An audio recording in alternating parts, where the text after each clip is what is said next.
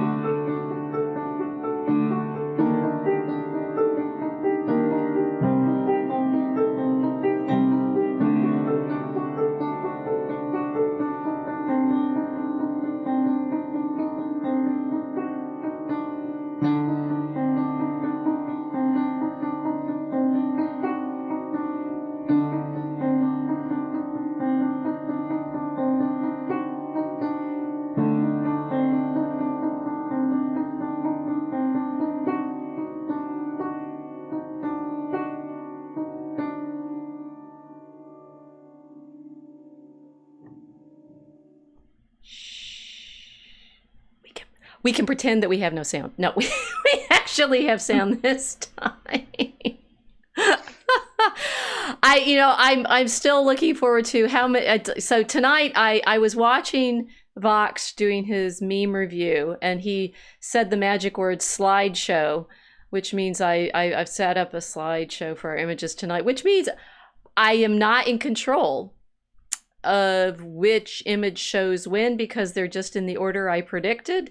We'll see whether I have predicted the order of conversation that we're actually going to have tonight. This is going to be an This is her time. fault. She said, we have to talk about magic tonight. And I said, well, yeah, okay. I'm doing this course on angels and demons for my university teaching. It's a graduate class, and you can look up the syllabus on my academic homepage, home.uchicago.edu/tilde-R Fulton. The tech people there want to get me started on a proper dynamic website, and I think maybe we'll just stick with my old one.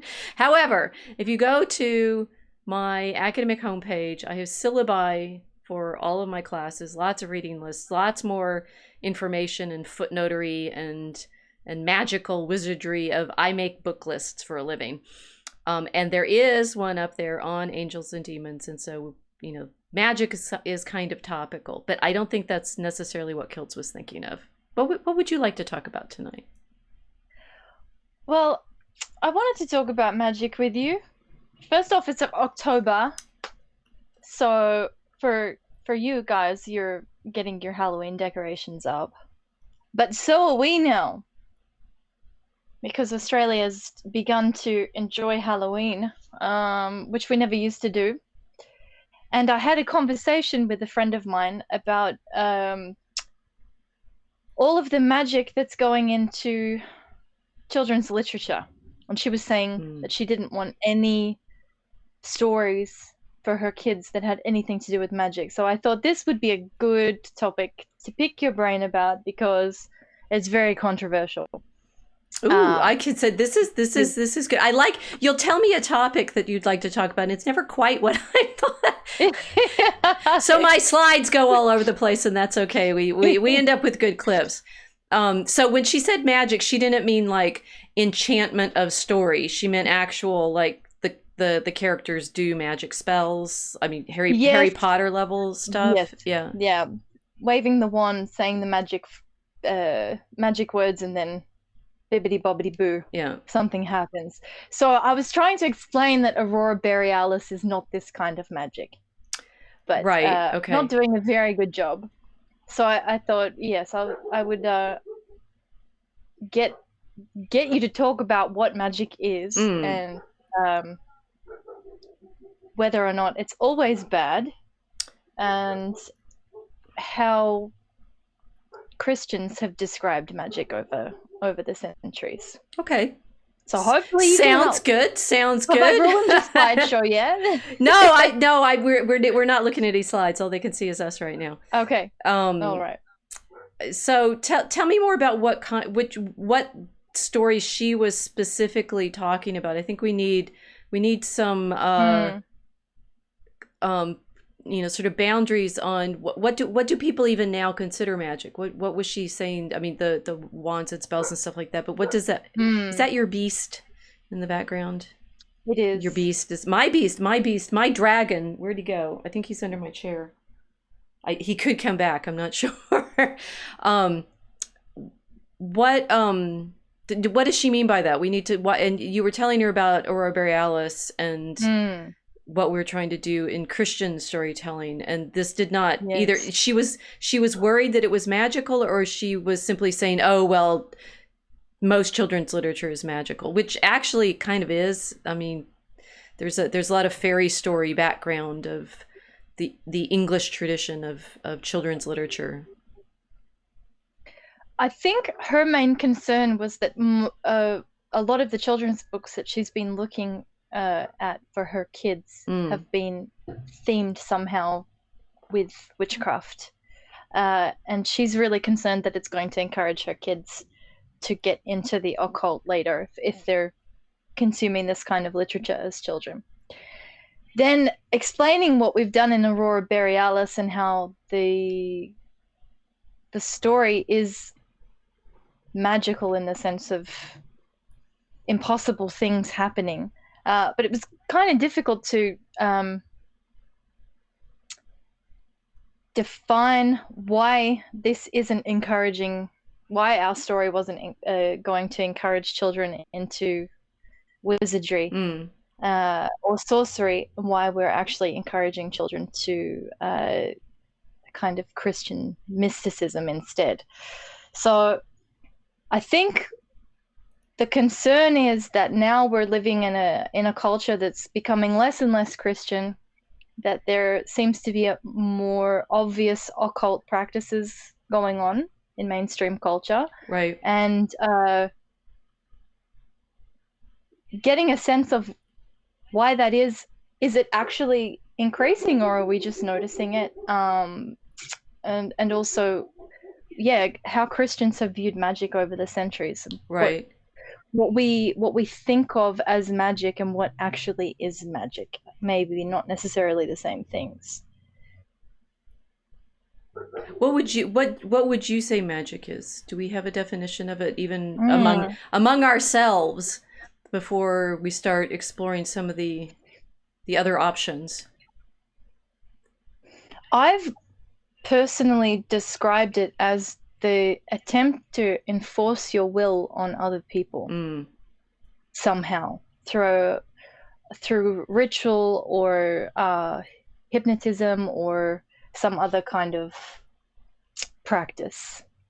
That's always been a way I've just defined it. But I don't know if that's right. Well, I mean, I have some pat answers, and yes, that is right.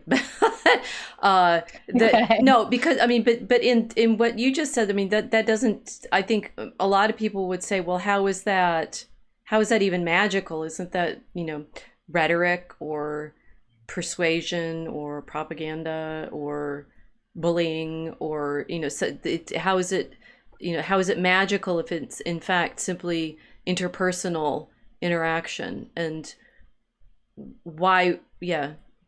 Because I mean, one, you're accurate in the traditional definitions of what magic longs for, which is control. And it works definitely because for example, in the Lord of the Rings, the thing that Sauron's ring does is control other wills. Its power is controlling of wills. So that works as a definition, but then wouldn't how is that not just is propaganda magic, is advertising magic? Well, I think it is because I can't stop reading it. memery and storytelling. I mean, this is why it's like when you said it's like she was worried about magic and children's stories. It's like, well, isn't all storytelling a kind of magic? Or you're setting people up to be in this. It's, you know, sometimes people even worry about the degree of like fiction as such is this making unreal. And I mean, the counter version of it would be, you know, saying that the sort of horrible social justice relevant stories. Like we're not going to give children any fantasy. And Tolkien worried about this too. It's like when they're saying we don't want fairy stories because that's escapist. We want real life problems where the characters in the story are dealing with real difficulties and real, you know, racism and poverty and war and things like that. And then say, well, okay, so magic is escapist and alluring because it wants to give people a sense of not being in that dreary, everyday, actual world of our own mundane existence. Wow, that's depressing. It's horrible. All right, so you said advertising. Okay, like I'll do a McLuhan thing. So basically, the alphabet is a magical thing. Oh yeah. So when you said advertising, I thought, yeah, okay, great. I can't ignore it. So once here's a kind of magic that I would define as magic, even though most people wouldn't think of it as magic. Learning to read an alphabet, because once you can read, you can never learn to you can never unlearn reading. You're a reader forever, and suddenly, and you're trapped. But everything that's written then is readable, which means there is no filter anymore on what you can take in. So if you're driving down a freeway, you're driving past signage all the time, but you're also driving past advertisements all the time. And if you're kind of a obsessively inclined person, you'll read things as you're driving without even realizing it sometimes, or actively reading it. So you have absolutely no control anymore, no filter on what comes in and out of your reasoning. So this is something that I would class as magical, but most people are not necessarily. Well, okay, so the alphabet as a kind of magic, absolutely, because there is a compulsion to it in you know, you write something down and it becomes real, it becomes true, and a lot of you know, what the subcategory of magical practice that people think of is if you write the spells out, or you bind a spirit typically with the writing that you know, inscribe on the chalk on the floor or whatever you do it. That there is a strong correlation in the magical tradition between writing and this expectation that it is binding in some way. But I mean, what you're describing, it's like would not images then as such be also magical? I mean, we end up in an iconoclastic tradition of saying you should have no images because they either tend to the idolatrous, the compulsion, the service of false deities, or I mean, I dislike. Imagine driving down the freeway and seeing the billboards, and I may or may not have time to read whatever they've written there, but I can't not see the pictures, which have another level of power potentially. Yes, I wouldn't see. I wouldn't want that iconoclasm. It's I suppose with the alphabet is specifically crafted symbolism that was previously abstract, that's given a phoneme value. So there is some kind of engineering going on there, whereas with a photograph, it's just a picture of somebody or something. It's very obvious. You don't have to learn how to couple an abstract concept with a phoneme. Oh, but then okay, this is nowhere where I thought we were going to go, which is the happy place that I like. I like to end up. No, that we're down to the sort of the base level of I mean, what McLuhan would say is just media. Mm. I've started reading E. Michael Jones's Dangers of Beauty, and he starts with painting, and in the thinking that I'm doing for a talk that I'm supposed to be giving later this autumn, I've decided that I'm going to talk about this claim that Saint Gregory is famous for, saying that pictures are the books of the illiterate. And I was thinking about that as well this morning after watching Vox do the meme review, and he posted a meme onto the I think into his blog there as well, that blah blah blah. It's a lot of NPC characters with a caption about, you know, the memes or the rhetoric of the NPCs or something. He was talking about how NPCs have no thoughts in their heads in words, and they think only in images. Okay. And then somebody was responding onto it saying, that's a stupid meme, it doesn't work. And he's like, I said that. You literally didn't read it, right? So you kind of made my, you know, it's like, how many layers of my point do you make? But the relationship between the memes that are only pictures and therefore must work on people's emotions and therefore have this kind of rhetoric because they're only pictures, which the dialectic of the word caption is not going to have any effect on. Well, then we're into this problem of what did Gregory the Great mean when he said people can learn the Bible stories from pictures that they can't read in the Gospels.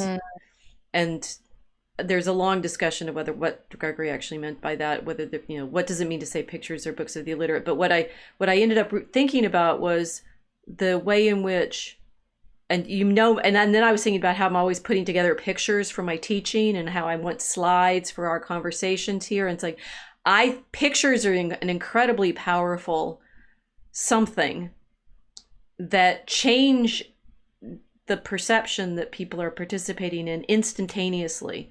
If I show you a picture, we're suddenly talking about something that is present to us in a way that words in time can't have the same effect. I mean, words in time are like music in time. Something that can be immediately present to you is different from something you have to take time to listen to, time to watch. So there's static pictures and moving pictures.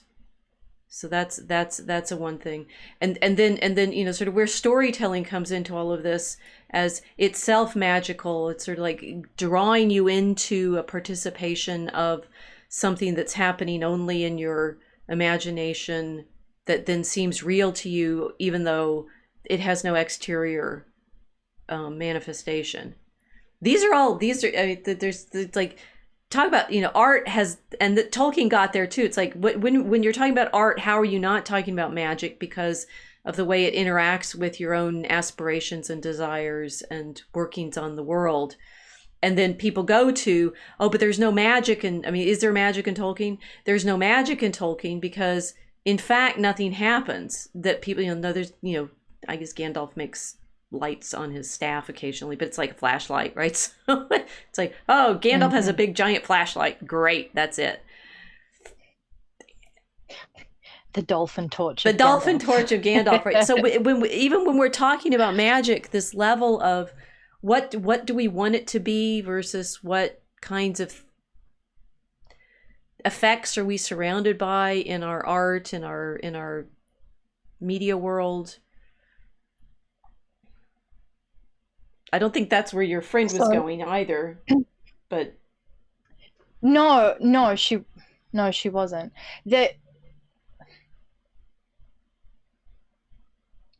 I think it's mostly her perspective is mostly on like communication with spiritual entities. Cultural trend towards this kind of magical practice, instead of it being an imaginative exercise where it takes the human mind out of the space-time continuum and pulls you into internal fantasy as an escapist exercise. She was really concerned that this was this kind of literature was encouraging kids to go then further on into spiritism. And so I suppose this brings us then into human beings communicating with angels and what that. Well, then I have my We pictures. did Then I it. can show you my pictures. Yeah, you Yeah, got the pictures now. I got the pictures for that. And whether or not that's permissible, or are we breaking laws by doing this? Why are people doing this in the first place? Who was doing it in the scriptures? You know, all of these kinds of things.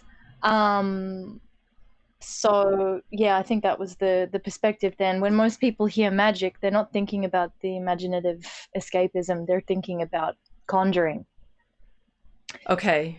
perhaps. Yes. So well, but I mean, that's another but the form. thing is, our meta level that we've been playing with right now is this like storytelling, art, images. I mean, I think the kind of magical working that you and I are exploring in our mosaic arc is the problem of the degree to which the media itself is always has this magical power already. And I mean, we've talked about that as the alphabet has this coercive power, and you were describing it as I see these messages and I can't not see them. They work on me Yes. in an instantaneous way, and I'm saying, well, the images do too. So it's the this crafted world that we're living in our cities. We don't tend to think, you just look at a mountain, for example, and say, oh, that's magically working on me. You just enjoy the mountain, right? Whereas if you see artifacts, humanly made artifacts like skyscrapers or roads or billboards, listen to stories, listen to music, all of that feels like it's working on us in a way a flower doesn't. Flower is itself. Or maybe is it my dog? Where'd he go? I can't find him. He disappeared. Right? Do animals have that magical effect? It's like I think the category of magic that Tolkien was right to say, it's our technology. There's something about our technology, and it scares us and intrigues us, and we want it to work more effectively than it does. So we feel frustrated when we can't make our tech do our will. Yeah. Thinking of a few examples that we've had since we started streaming. Tonight. Well, we have Kelbear Pureblood saying creation versus subcreation. And yes, and the Tolkien subcreation is, you know, art recognizing itself in harmony with the creator. And then, you know, so we're getting to the subcategory of the problem of making that we do that becomes coercive. And your friend's question then is also, are we alone in this making with just our human capacities, or are there other powers that people can, you know, have conversation with and work with? And that is, of course, what we're doing in my Angels and Demons course, in the sense of trying to understand what sort of worldview that presupposes, and just in theological terms, how that changes our understanding of God, how that changes our understanding of free will. And we're not there yet, though. We're still at the level of just figuring out why angels are in the tradition in the first place. So could you give a definition of what an angel actually is?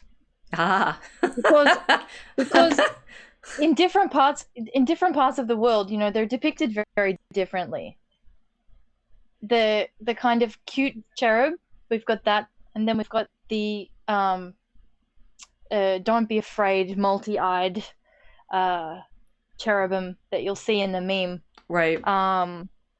Or, you know, these kind of terrifying battle-ready entities that are not sweet-looking little babies playing harps. So, how would you even define an angel in the first place? It's complicated. Okay, so so the text we were talking about today in class is Margaret Barker's The Great Angel. which if you're not yet, if those of you who are watching, if you're not yet familiar with Margaret Barker's work, it's a trip. And she's actually done some videos with my friend Dustin Quick, who we want to have on as a guest once we're like capable of having guests here. Once we figured out our own platform that we're building. She has developed a full sort of theology that is the ancient temple tradition of Jerusalem in its Davidic and Solomonic form, which she argues is in fact the ancient tradition that the early Christians were saying that was being renewed in Christ, so that the early Christians were in fact telling the absolute truth when they said Jesus had come to fulfill the scriptures and was fulfilling the renewing the temple and things like that. She's saying they were the diaspora of the exile from Jerusalem. They were spread all over the Hellenistic world. They include people like Philo of Alexandria, this great, we will say, writing in Greek of the temple elite in Alexandria, of a tradition that gets called Jewish, but in fact is complicated because it's the Christians, as you like to say, Kilts, are the true Israelites.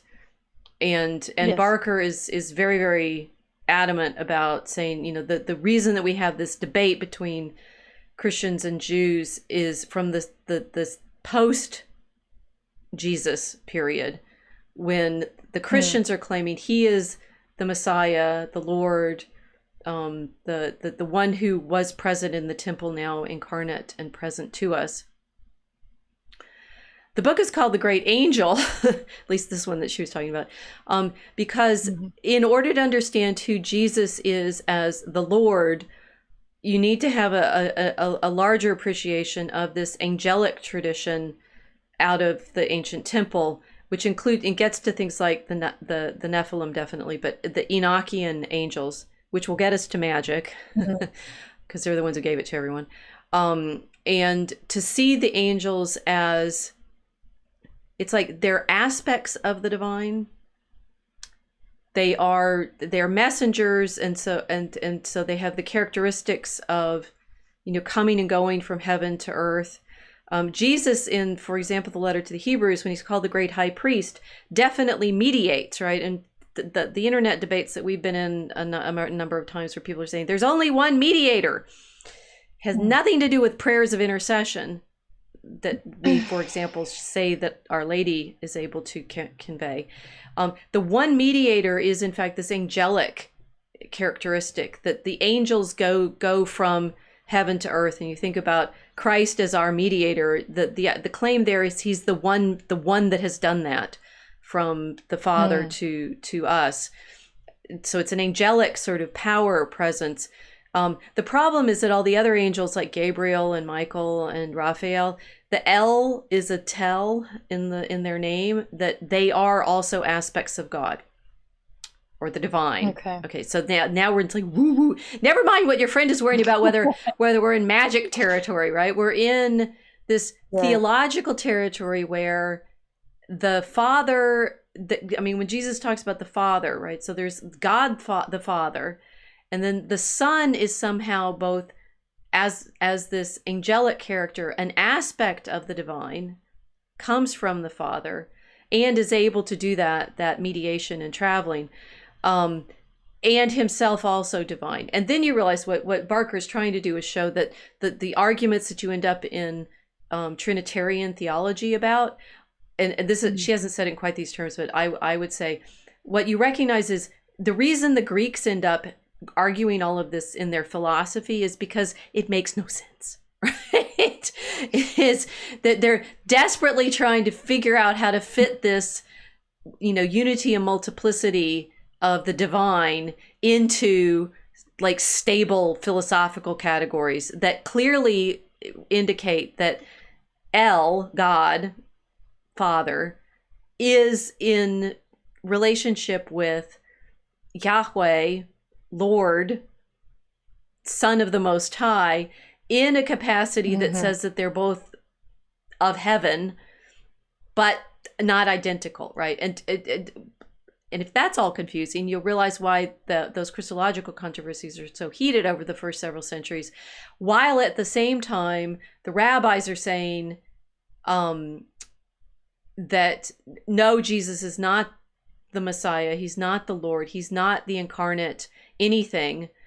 And yet to do so, they're having to deny aspects of the older tradition as they're doing it, which is how we end up with the differences in the reading of the scriptures that we do. Got all that? Yeah. it took us 3 hours to work through some of that this afternoon in class, right? But it's this. So the angels are, and you could say I'll give another model, right? In the medieval tradition, there are daughters of God, right? My colleague Barbara Newman has written a book called God and the Goddesses, and she recognized that in medieval, particular vernacular poetry, which is interesting, there are other characters like the love, Lady Poverty that St. Francis marries himself to, the daughters of God who are mercy and justice, who kiss, right, in the psalm. I've forgotten what the other two are. Lol. That all of they're aspects of the divine that you can put in stories and character stories, but that are not themselves divine. They're goddesses, but they're not separable entities that you would worship. And that what Barker is realizing is trying to say that the angels of this angel tradition, this older Near Eastern temple tradition, are both God and multiplicity. They're both the unity and the multiplicity. And so the best way of saying it is like the heavenly court is where all the angels are. The angels are where God is. God is the angels. It's this, it gets very mystical and woo-woo incredibly fast, and then realizing that Christianity is trying to say yes, and Jesus was, and in the Septuagint tradition, the angel of great counsel whom Isaiah prophesied in 9:6. In the usual translations of Isaiah 9:6, it's 4 throne names: Wonderful Counselor, Mighty God, Everlasting Father, Prince of Peace. In the Septuagint, it's one title, which is Angel of Great Counsel, which is a title that is recognized as Christ Emmanuel, Christ God with us. So angels are that. Okay. We went in a few different directions. You mentioned the Greeks wrestling with the unity and multiplicity and that not making sense, but to me that makes sense, because why would something that is divine be entirely understandable by human intellect? I always find that there's this desire to have everything perfectly understandable. Right. Which is odd, because shouldn't God be a mystery to the human intellect? Ultimately, if we are a created being, yes, then the creator himself would not be perfectly understandable to the creatures. So that doesn't bother me at all. It's this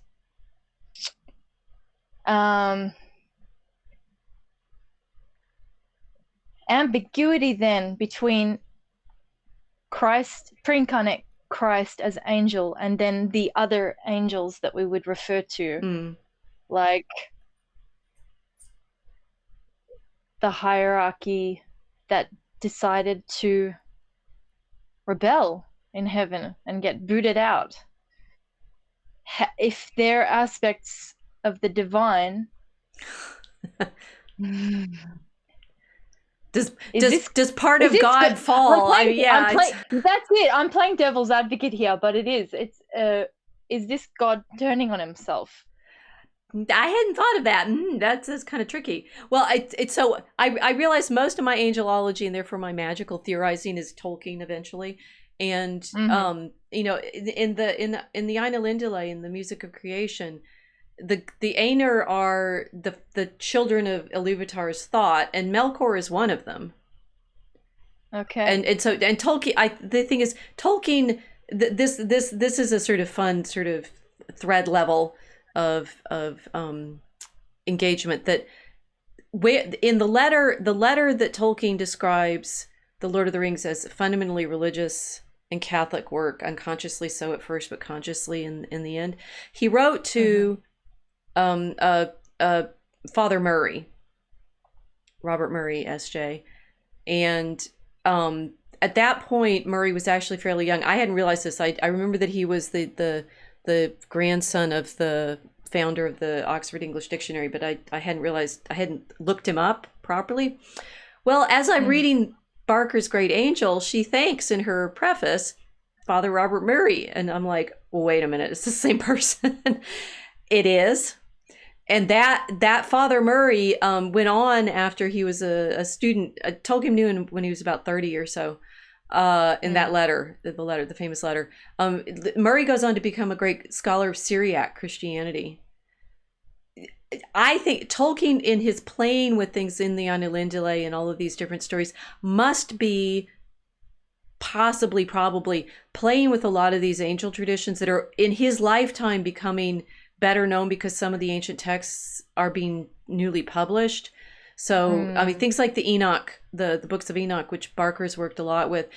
And then you start realizing that there's this amazing world of spirits, right? The Lord of hosts is actually the Lord of the armies of heaven. The Lord. So if the Lord, the Yahweh is the Lord of hosts, he's the Lord of all of these angel armies. And then you're saying, indeed, how are they separable from God? Thinking of them as holy ones in heaven seems to be a sort of useful category to let them live in. But it's like they're sent from God. They're not actually separate from God. Tolkien had this wonderful image. I just remembered this one. He said one time, he told Christopher one time he was praying, and this mote of light struck him, and he had the sensation of the mote being the attention of God and his guardian angel at the same time, right? So it was like his own guardian angel was God's attention on him in that moment. I don't say, and so indeed this makes a sort of greater tragedy of the fall to say that these are aspects of God that have broken away. I mean, that's I can't get into that without someone screaming heretic, and I'm not going to say heterodox kind of opinion on this, but that's what it makes me think of, because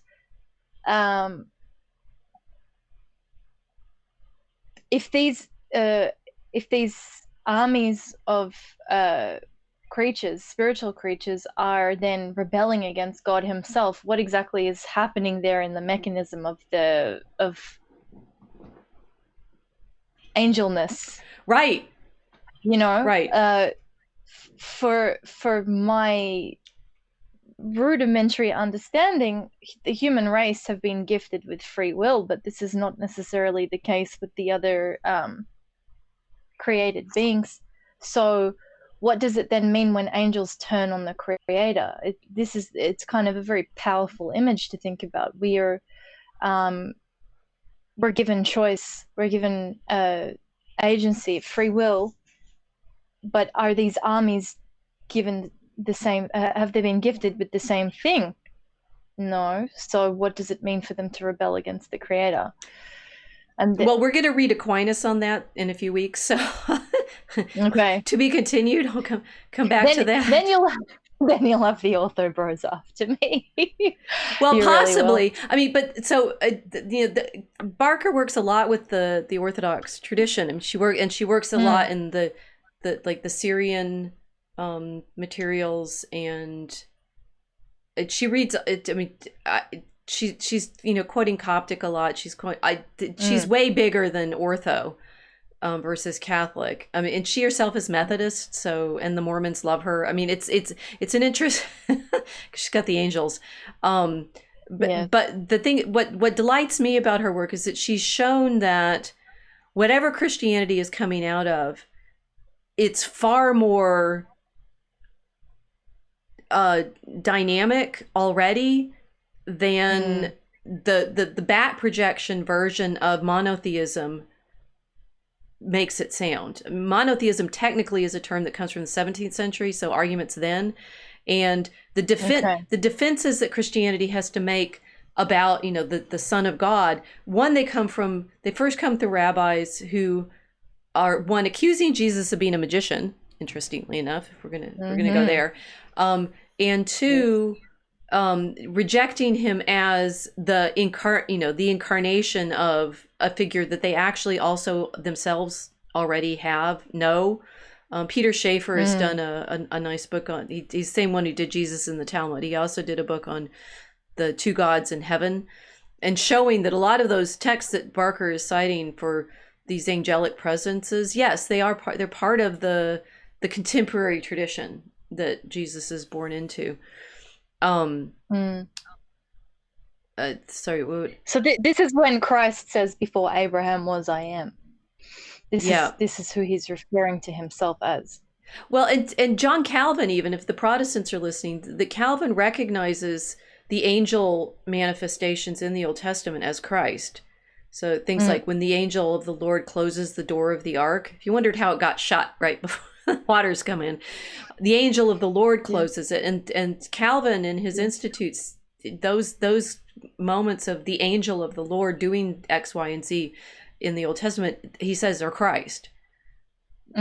So this that Christ is this somehow, and he's identified as the Lord, which means he's Adonai, or Kyrios, which means he is Yahweh. He is God.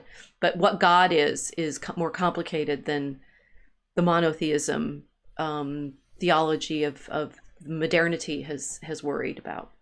But the Christians have to defend themselves against the Muslims who say Allah would not have a son.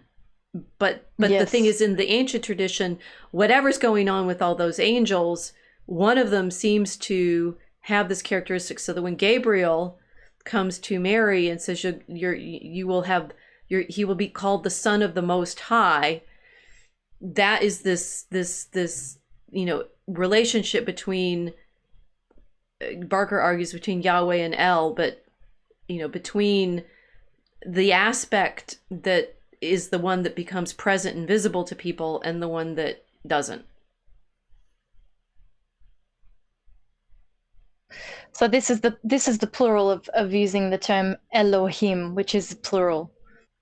It wouldn't be translated as gods, but not in the sense that the Muslims will hear when they'll hear that as a multiplicity of entities that are individually gods,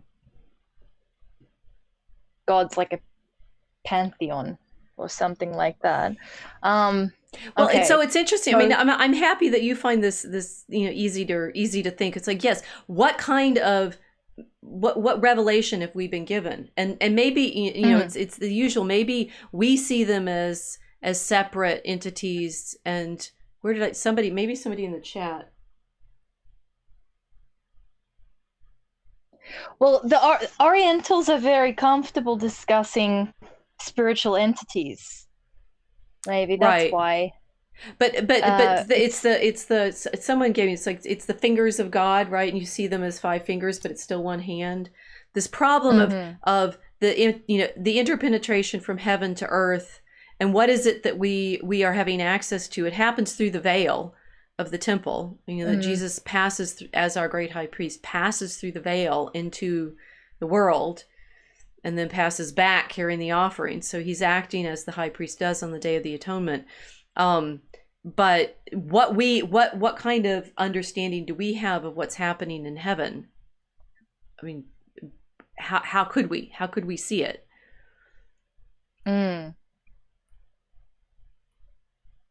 Now, interesting, to bring this background, that was kind of what we were trying to show in Aurora Borealis.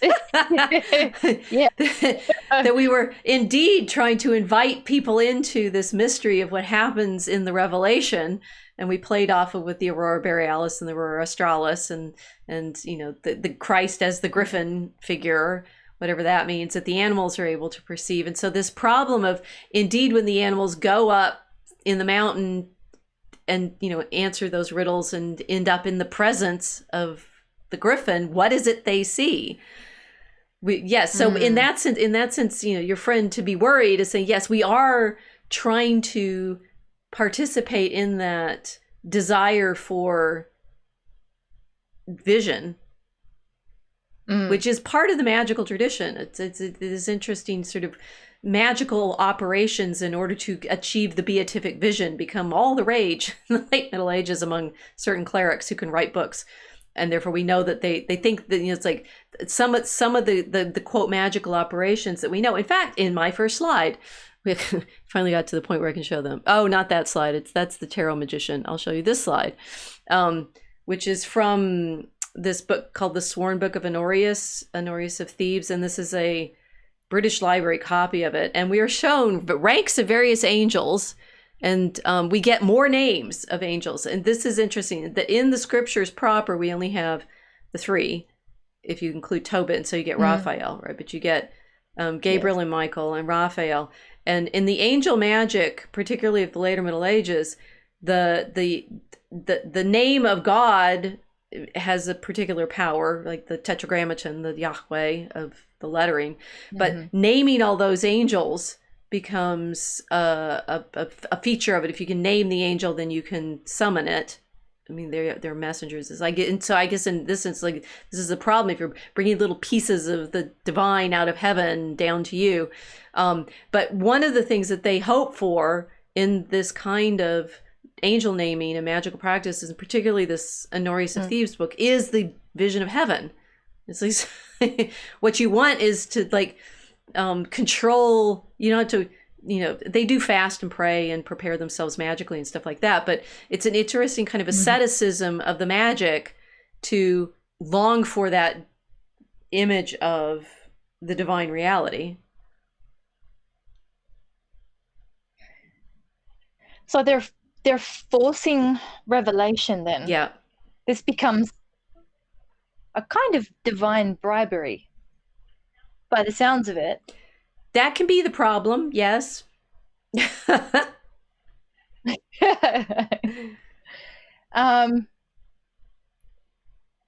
All right, so forcing revelation, bribing spiritual beings into doing your will. That sounds a bit like genie in a lamp. Yeah. In a magic lamp. Which doesn't sound very Christian.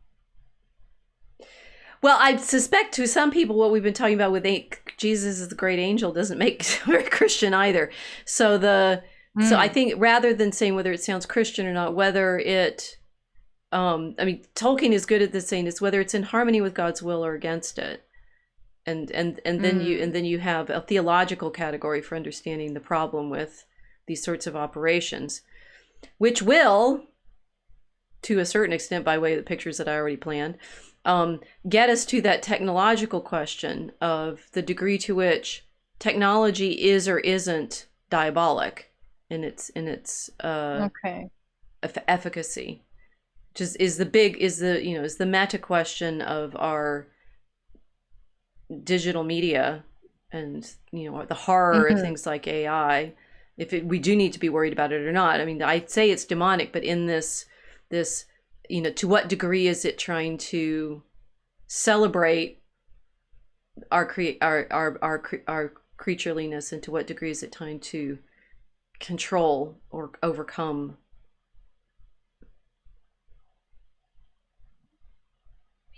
Well, you can't baptize AI. You can't offer the sacraments to artificial intelligence. Right. The chat is suggesting as various things. Mike 1000, one crystal many facets. I mean, the thing is, in Aurora Borealis, we did a lot with the gemstone imagery, and that there's gemstone, there's alchemical. I was reading some of those Angelus Silesius poems, and they're very beautiful about the way the soul is this gemstone shining with the light, but being transformed by God. So I think there's a lot of the problem that the tradition has is a description that can sound ascetic and contemplative and mystical very easily flips into a magical problem, and it's usually it's not necessarily the thing itself or the object itself. It's the focus and the point of doing the operation. Okay, we also had Carl Bear Pureblood saying, "Have you heard of the Magic Battle of Britain by Dion Fortune?" I haven't. I haven't read Dion Fortune, so we'll have to return to that. That's an element of the modern magical tradition that I can talk to, but maybe we should. You all can tell us what other things you'd like us to talk about after we get this angel thing on the table. So I think we've raised one very big question: is it possible for the angels actually to fall, if they're in fact aspects of the divine? How do they fall out of heaven? How is that even possible? And then the simple answer to the fear of the magical tradition is, in fact, you're encountering these fallen angels. You're dealing with angelic beings who are no longer aligned with God's will, and therefore they're dangerous and will, certainly the Satan one, the adversary, will attempt to bring us away from God as well.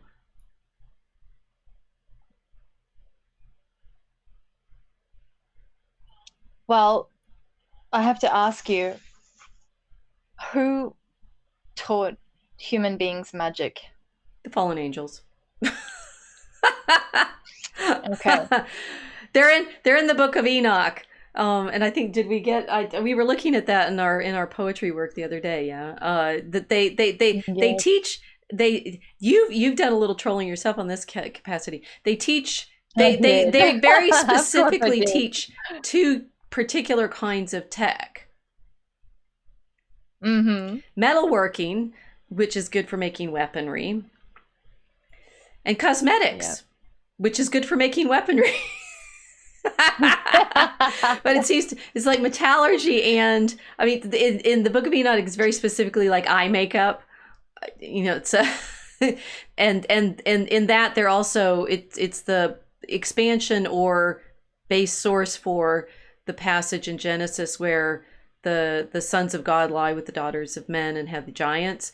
And so they bring with in this version of the story, it's like a Prometheus story in a sense, that they bring tech and power that they then give to humanity, and humanity does what we do with tech and power. But it's interesting because it is saying, in fact, all this tech comes from revelation, as it were. It's maybe Tesla was not lying when he said he was being shown things. I learned that from Hans. Well, he wouldn't be the only. Thanks, Ethers. No, it's like the Tesla, somehow he doesn't know where he got all these inventions. Maybe I learned that from my brother. They came to him as objects that he knew how to build. Pigeons whispering in his ear. So I'll explain my trolling. So I asked everybody in my chat what they thought of women wearing makeup to church. What they triggered thought of every woman in the chat. I haven't had comments blow up that quickly in a long time. It's just something very, very simple, and it really did. It pushed everyone into a very emotional reaction. I mean, I confess, me included, right? It's like I tried to stay above it all, but no, I recognize that it was a compelling problem for almost all of us. It was hard for us not to take sides on it. Well, what do you do? I mean, you say, no, you shouldn't do it, but then you have to think about all the other kind of adornments that women and men are using anyway. Right. So do you then have a dress code that you have to adhere to when you go into liturgy and when you go and receive Holy Communion? Then you're kind of getting into Pharisaical territory where it's like a prescriptive thing instead of a sacrifice of mercy and praise, and bringing yourself as you are into the liturgy. But then the problem is what exactly is makeup and why are people using it in the first place? And so then we sort of had the argument of, is it just that women are trying to seduce men and get their attention? Right. Or are we doing something else when we're wearing makeup, which is transform our appearance for a different reason, as either camouflage or a mask for something. And then, do we want to wear a mask in front of Christ, or are we supposed to be unveiled? So yeah, it was a tricky question. I'm glad it worked. It definitely worked, and it showed the problem. I mean, there's no neutral tech, and Yes. and the cosmetics are a very, very powerful and basic one. Yeah, because a little bit works Right. very, very powerfully. I mean, obviously, I'm wearing makeup. I have been on every single stream that we've been doing, and it Well, really so is. am I, but I'm suspecting people don't realize I am, but I can see it when I don't wear it for the camera. And for the most part, I mean, you've seen the meme where women with no makeup, women with day makeup, women with a little bit heavy, and women with too much makeup, and that there'll be this it's like, have you done your hair, have you this or that, with quote no makeup is off. It is actually some. So we've got this kind of baseline. What do you look like when you're in public perception that people have? Well, it's how much magic is too much magic. Yes. That was the troll. I mean, it was like, okay, so I'm obviously wearing not even just like going out at nighttime kind of makeup. I'm in goth, which is just, there can never be too much. But that's its own category. But that's the thing. It's like how much magic is not enough or too much. So and then whether or not people actually recognize cosmetics as a angelic practice. Right. So I wanted to ask you to describe this, because it's the Enochian telling of the interaction between the angelic beings and humanity and giving us magic. But what is it about cosmetics that created such a freak out? Why is wearing them around Christ so controversial? Well, I think they're illusion, right? It's a creating illusion, and then the things that people reacted to in the chat were appropriate, saying you are. I mean, it's a form of lying in a sense, that you are representing yourself. But I mean, if you've got clothes on, it's a form of lying too. So there's an artificiality to all of our presentation that's not naked. And I really don't think people think we should go naked to church. I mean, there are obviously some people who think we should stay naked. It's interesting, the opposite thing. I mean, when I was answering in your chat, that I was saying, I think this through, because I would put makeup on in order to be in public. It's a performance for me. If I'm going to mass, I'm usually sort of in two minds about dressing up, because I say, well, I don't want to be drawing attention to myself at mass, but on the other hand, you're there to honor the Lord, who is our great angel and mediator, and all of those things. I mean, he's we should worship him. So should you not present yourself in your your most beautiful? But then on the other hand, so where I go to mass now at Cantius, many of the women, are not all, wear mass veils, which are very beautiful and ornament and stuff. But the reason that you're wearing them is, as Paul says, because of the angels. Our angel topic here. And why do the daughters of men need to wear veils to go to mass? Because of the angels. And apparently it's because the angels could be entranced by the beauty of your hair, so you cover it, which of course is like counter to the modesty of these lace veils that are in fact quite elaborate and beautiful. So you could even say it's like we're veiling out of pride by the end of that argument. I mean, it's sort of easier to say, oh, of course, weaponry, that's diabolic because it kills people. But to put weaponry alongside cosmetics and saying these are both angelic, powerful powers that are given to us and that cause havoc for humanity. It's interesting. Well, they can both be destructive.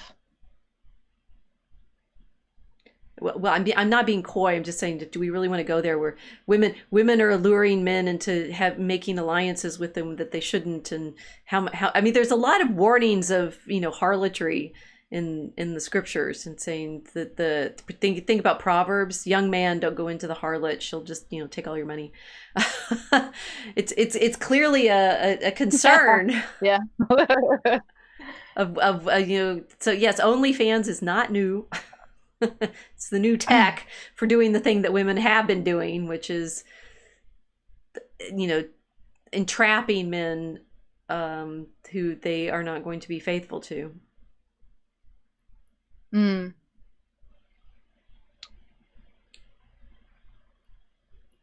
Just thinking of Herod's wife and her daughter, Right. and that kind of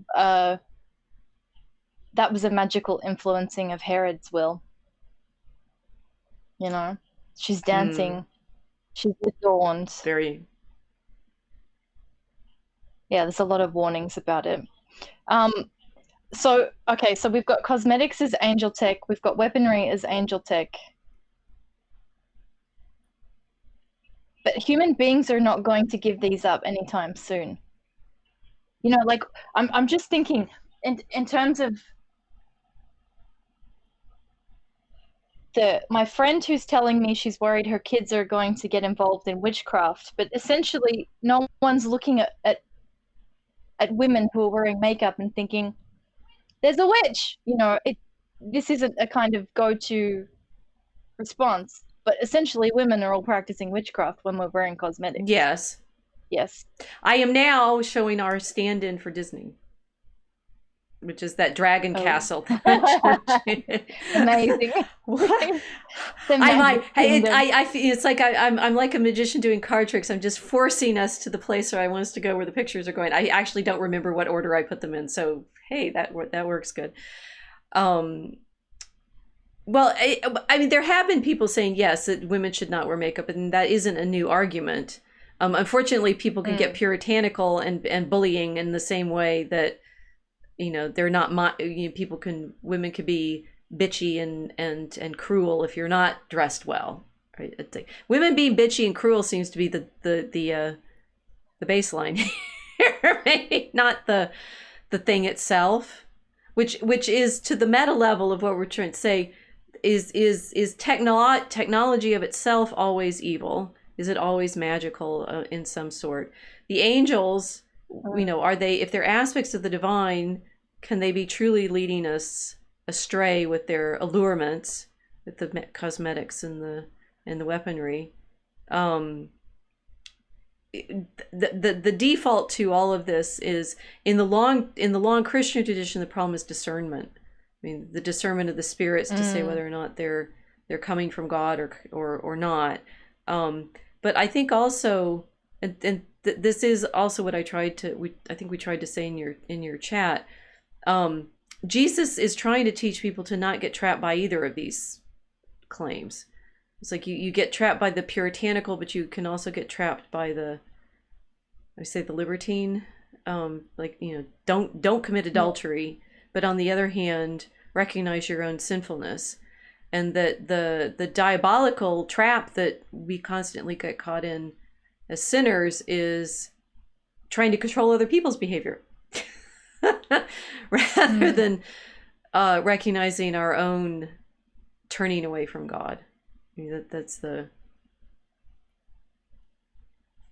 I think that's our Lord's teaching, and to this point of, you're going to be tugged in both directions to say I'm proud of my asceticism, or I'm proud of my wealth, and both of those are traps. I'm not sure Disney in its storytelling takes these on. We can maybe consider that. I'm not sure.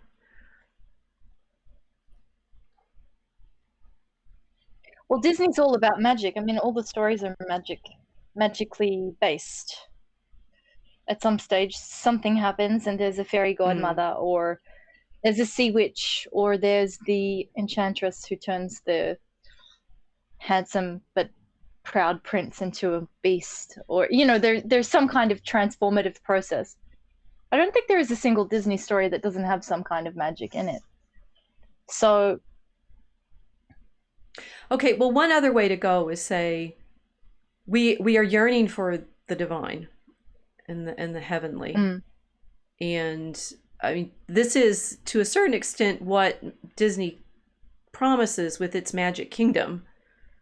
You will believe. It's a kind of weird, like, I think maybe they've dropped that. I don't remember that. It's just like, believe what, right? It's like that requires a content.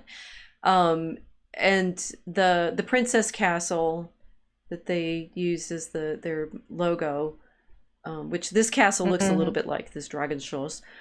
It's a dragon. It's a dragon castle. Now I'm saying the name wrong. Drachenschloss. That they are drawing people in with this desire for access to something else, right? And that this mystical tradition, the temple tradition, the Holy of Holies contains the presence of God. I mean, these castles have a similar kind of promise that you enter into them, you're going to be transported into a different realm. Yes. And accessing hierarchy. I find that fascinating too, because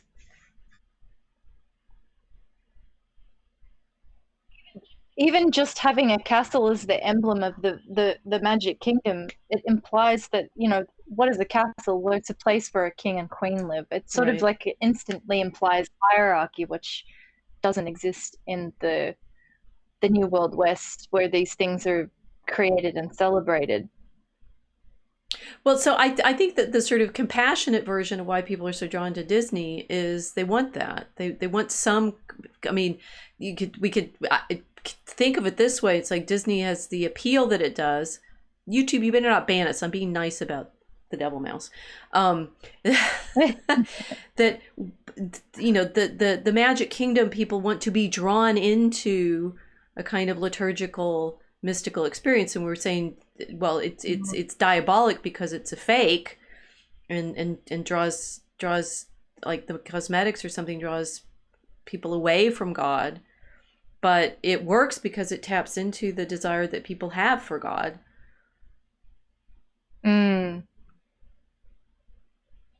So is there such thing as permissible magic? Well, the sacraments, but those are a few slides ahead. Let's keep going. No. Okay. All right. I did anticipate that, but I think there are a few more. Let me see what I have now. Oh, I have the witches. So much fun. I have the witches of Discworld. God, I'm just waiting. I had the witches of Discworld because I thought maybe we'd go here, right? Okay, so is there permissible magic? Okay. And so I have in the past been heard to say I'm a witch, and then people freak out and worry about it.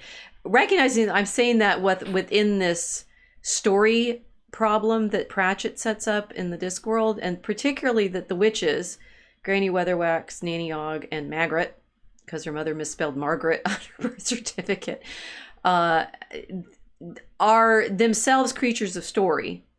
So we're worried about fairy tales and where they take us and what kinds of things happen in them. That the cover, the picture that I'm showing is the cover from Witches Abroad, where they go to effectively New Orleans, but it's Genoa, but it's, there's voodoo in this, right? So we got the voodoo character who's in fact the good guy, sort of. Hard to say.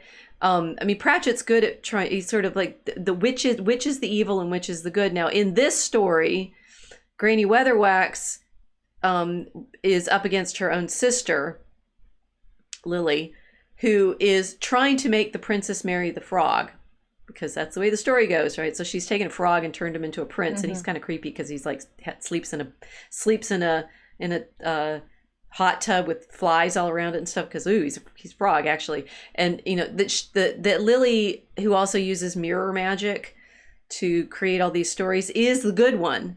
She's the bad one. Nanny Weatherwax is always considered to be the bad witch, in the story, but that's a kind of joke because she's just the scary witch who is actually always there when you need her for things like, I don't remember whether it was in this one or one of the other ones, where she duels with, she plays, you know, card games with death to have the cow die and not the baby, you know, the sort of bargain with death kind of thing. That Granny is the witch that everybody fears because she's so terrifying, and I don't mind being terrifying, but who is always there in the crisis when you need her, with that birth and death and you know, challenges that she's taken on. Nanny is sort of the opposite. It's like, you know, she's got a gazillion children and remembers none of her daughters-in-law's names, and you know, has lots of babies that she loves and stuff like that, and will sleep with anything, including Casanunda the dwarf. That's another story. And then Margaret. So I thought for this episode, you know, should I have on my occult jewelry ad? Wait, no, I usually wear it anyway. You know, and she can't keep Margaret does her hair nicely, but it frizzes out. I don't know why that makes me think of who. And so she's trying to be occult in the proper kind of Age of Aquarius way, but it never really works. The three of them together somehow are there to solve the problems that in Pratchett world, the stories themselves create. So it's like, and it's a very anti-Disney version of everything, because they're there to make sure the stories don't come true. Because the fairy stories and things like, you know, the wolf doesn't really want to eat grandmother in the Little Red Riding Hood. He's been bewitched into being driven mad by Lily because he thinks he's meant to be like eating grandmothers or something. He's not. He's a wolf, and so it's a compassionate thing for the wood chopper to kill him. And Pratchett, he's constantly testing. It's like, at what point is the story itself the thing that we're trying to get ourselves out of? Now, Pratchett, being a great storyteller, does this without falling into the SJW trap, which is magnificent, while at the same time, in fact, exploring the problem of diversity and complexity and gender relations and such in his fantasy. So when I say I'm a witch, I want to, you know, it's like recognizing some point you have to be the one who's responsible for the things that nobody else wants to deal with. And what does that mean, right? Is that magic? I mean, Granny never does any magic. Well, she does. She plays cards with death. She's there when you need her for the difficult decisions and takes responsibility for stuff. And then everybody hates her and is afraid of her. And it's an interesting problem. Well, it's kind of like authority in general. People want to hate authority, but they need it, because without it, we don't have structure. Right. We end up in anarchy when there's no authority. So that's like the SJW problem now. It's just the rejection of authority is a rejection of hierarchy. And then without that, you don't have any stability or structure whatsoever. So,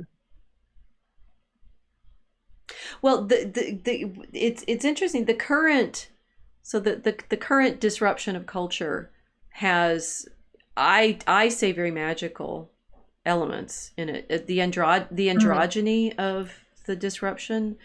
The androgynous is standard alchemical magic. There's a famous, it's famous in my head, a novel from 20-30 years ago playing off this alchemical wedding imagery, and Jung uses it a lot. You know, it's the anima animus, that we end up in this sex magic world. So Nanny Ogg in the Discworld novels is hilarious, because she is like, she's got one tooth, she's like round as a, you know, apple, and cheerful like an apple. She's hideous in witchy terms, right? But she's also, you know, had her sexual adventures, which is why she has so many children. And she writes a cookbook in one of them that the recipes work, especially banana surprise, right? So I think the cosmetics obviously are playing off the actual power of fertility and longing for children and desire, and sex magic is always this kind of where do we, it's like that we can have sex and make babies. That's like this incredibly powerful magic. The angels come and have children with the daughters of men, and they have eight giants, right? Mm. It doesn't surprise me that the current sort of political debate is around sex in the way that it is, because what other magic is there? It's sex magic. That answers your cosmetics question, I suppose. How would weaponry or metallurgy go into sex magic then? Oh golly, let me keep talking. Well, metallurgy itself is a magical process.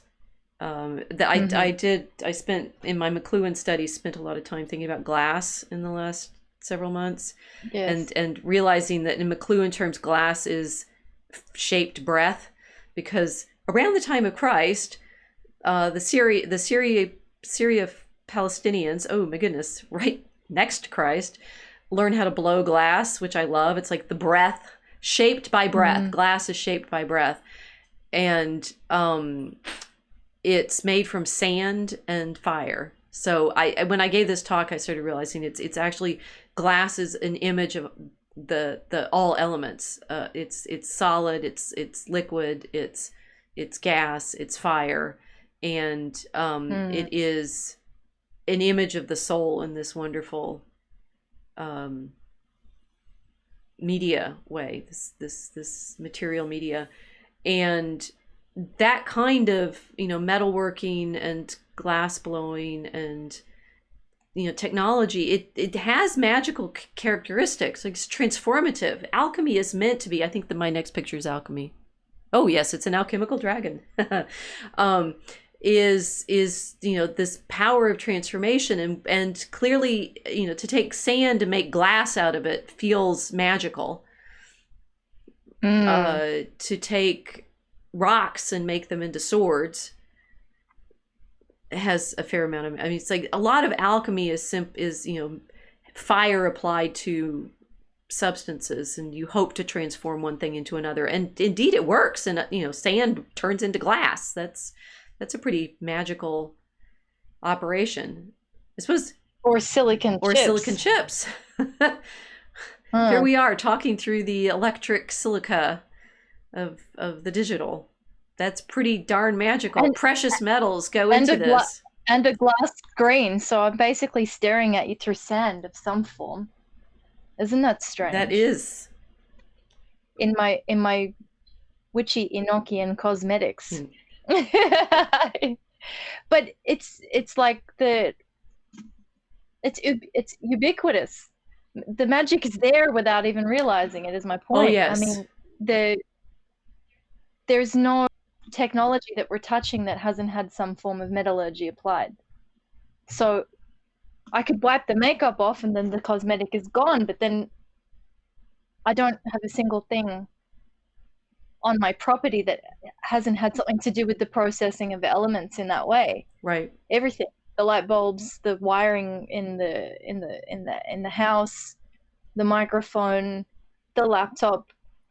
I mean, to get rid of the magic from just this one room, I would have to throw out, I don't know how much is inside. So, well, kind of all of it. I mean, this is the thing that the magic and technology. This is the same sort of twinning of, what's the difference between science and magic? Nothing.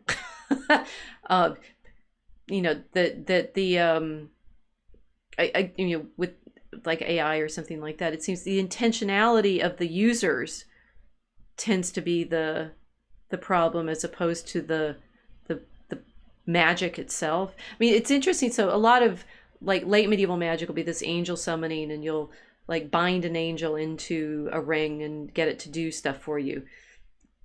Do you have an Apple Watch yet? I mean, we're making these tech things that then do the things that the angel magic used to want to attempt, and communication. And I mean, I don't know. We started in this discussion with advertising and propaganda. I mean, persuasion has always been considered a fairly divine level of ability that we have with speech. the word is our prime magic. Mm-hmm. It just made me think of the RFID chips. They're encouraging people now here to get their front door keys installed in their hand. Well, maybe there's a sort of it's they want to wave their hand and have their door unlock. Mm. Yeah. Bibbidi bobbidi boo. Whew. Yeah. So it's unavoidable then, even for Christians. Like we can't run from it. There's nowhere where we're going to go where there is no magic. Unless we go and live in a cave. Pretty much. Okay. Run away to. So the chat is talking about Casey suggested Disney princess stories always end with a sacrament, a wedding. The magic leads to matrimony, which matters because we are talking about fertility magic ultimately. I mean, you get nothing. If you really want to understand humanity, that's what's interesting. The angels don't have children, except for maybe with the Enochian angels. Whoops. Okay, think about that. But angels are angels. They don't seem to have children. Human beings do. We have children. We have babies, right? That's that in Genesis is, of course, the thing that Adam and Eve are supposed to do from the beginning. So the great sacrament is our fertility. Absolutely. Mike 1000 says metallurgy, killing other men with superior swords. Then you have all the women. Oh, okay. So it's the men. Good point. The men against each other end up with all the women with their cosmetics trying to capture particular men. Calbear pureblood. iPhone is mostly sand. Yeah, it's like this magical. It's like it's the sand speaking in the sand. How it's like we're made of dust. We're dust. It's dust. The sort of once you start thinking at this elemental level, the processes and transformations. I mean, we should be more attentive to them. I think that the horrible thing always is getting lazy and not mindful of the craft that we're involved in. And I suppose like wanting to wave your hand and having your lights go on. Calbear pureblood, and that's about what we find from ancient tech. Yeah, the sand. Mel saying they read our minds with the sorcerer's stone. Well, so I mean we modern science is alchemy. It's all partaking in the chemical transformations that the ancient tradition was playing off of, but with the desire to have this greater ease of control, which we obviously have continued to try to achieve with our tech. Well, it's a kind of instant. Just thinking when before when you mentioned that images are this instantaneous influence versus text, which takes you through time slowly, and it's kind of unfolding through time of understanding. The image is instant.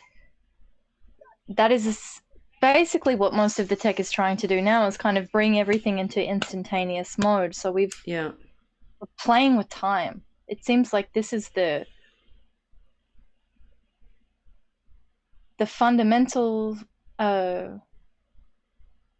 aim behind most of the alchemy now, is the mastery of time itself, because everything's getting faster and faster and faster. Yes. I mean, it's interesting that I keep having this image of what sand and glass. It's an hourglass. This flowingness of time. Sand in sand. Sand in sand. Well, that's maybe thoughtful, because there's the angels in heaven are in eternity, which is not time. It's outside of time. There is no eternity. Is not. I mean, it's timeless, right? But it's not duration. It's simply out of. And so the angels to interact with us have to enter into that time as well as into our the space. And one of the things one of the students brought up in class today is saying like the angels that appear in the Old Testament, sometimes like Gideon offers the angel food because they look physical, like they'd eat. The angels that visit Abraham, and what they are, right, is that in the Orthodox tradition, those three men are angels, but are also understood as Trinity, and they eat, right? So that entry into our material, physical time experience, which is the incarnation of Christ. right? So this then is the entry of the infinite into time. Right. I mean, so a sort of neutral version or more positive version, we're constantly longing for the magic because we're constantly longing for heaven. And if you can think of magic as escape from time, materiality, space, physical existence, fertility. I mean, then it feels sad. Like you get this idea that the elites that are trying desperately never to die just feel sad because they're so frightened of leaving this, but it's like they want the eternity without obviously without the death part, but the eternity without the transformation of whatever is going to happen with our souls when we die. The alchemical ends up being soul magic very much, and this poetry that I was looking at, the Angelus Silesius, he takes that, all of this metallurgy and glassworking and things like that, and transforms it into the kinds of poems like we had in Aurora Borealis, where in the darkest earth the great light glows. Straight up Angelus Silesius, but you wrote that. These delightful sort of epigrams of, not an alchemist. Maybe, this, or are you? It's like, and this is like what's like the degree to which I'm witch or not witch, right? It's like, what are we saying when we are in fact wanting to participate in that kind of transformation? Well, here I now have Robert Flood's picture of the mind, which is getting us close to the time period when Angelus Silesius is writing, which is early 17th century. And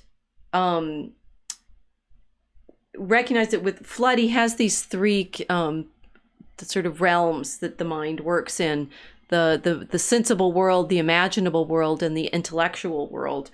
And those are the three categories that the great magical treatise by Cornelius Agrippa, the triple philosophy, describe, and that magic is meant to be, is sort of true magic works on all three, right? It works on the material, the sensible world. It works on sensible, meaning the five senses. Right, the five senses. It works on the imaginable world, which is more like, I think it's like story world. It's I'm trying to read the picture. But the intellectual world is where you understand God, right? It's contemplation. And in the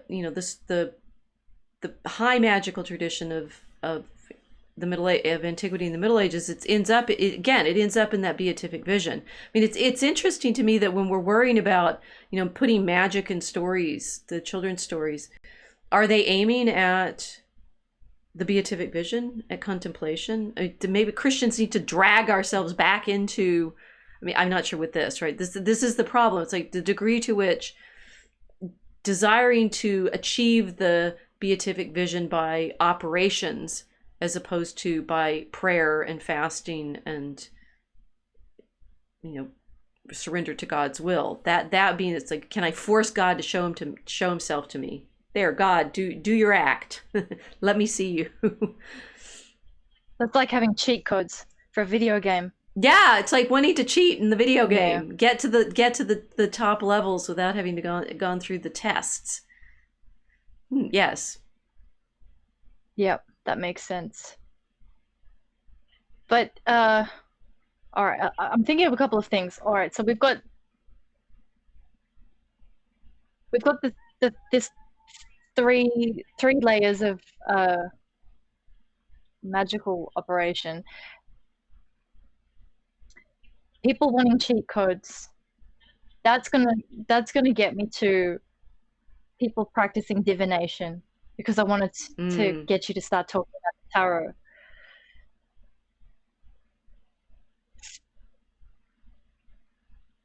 So were the medieval Christians, as you know, on top of shackling spirits to the medieval version of an Apple Watch, were they trying to practice divination and tell the future as well? Always. I mean, that always seems to Okay. be a temptation. I mean, we know, particularly in the later Middle Ages, like astrologers work often in the courts. The kings always, lords always want to know what's coming. So now we call them economists. Can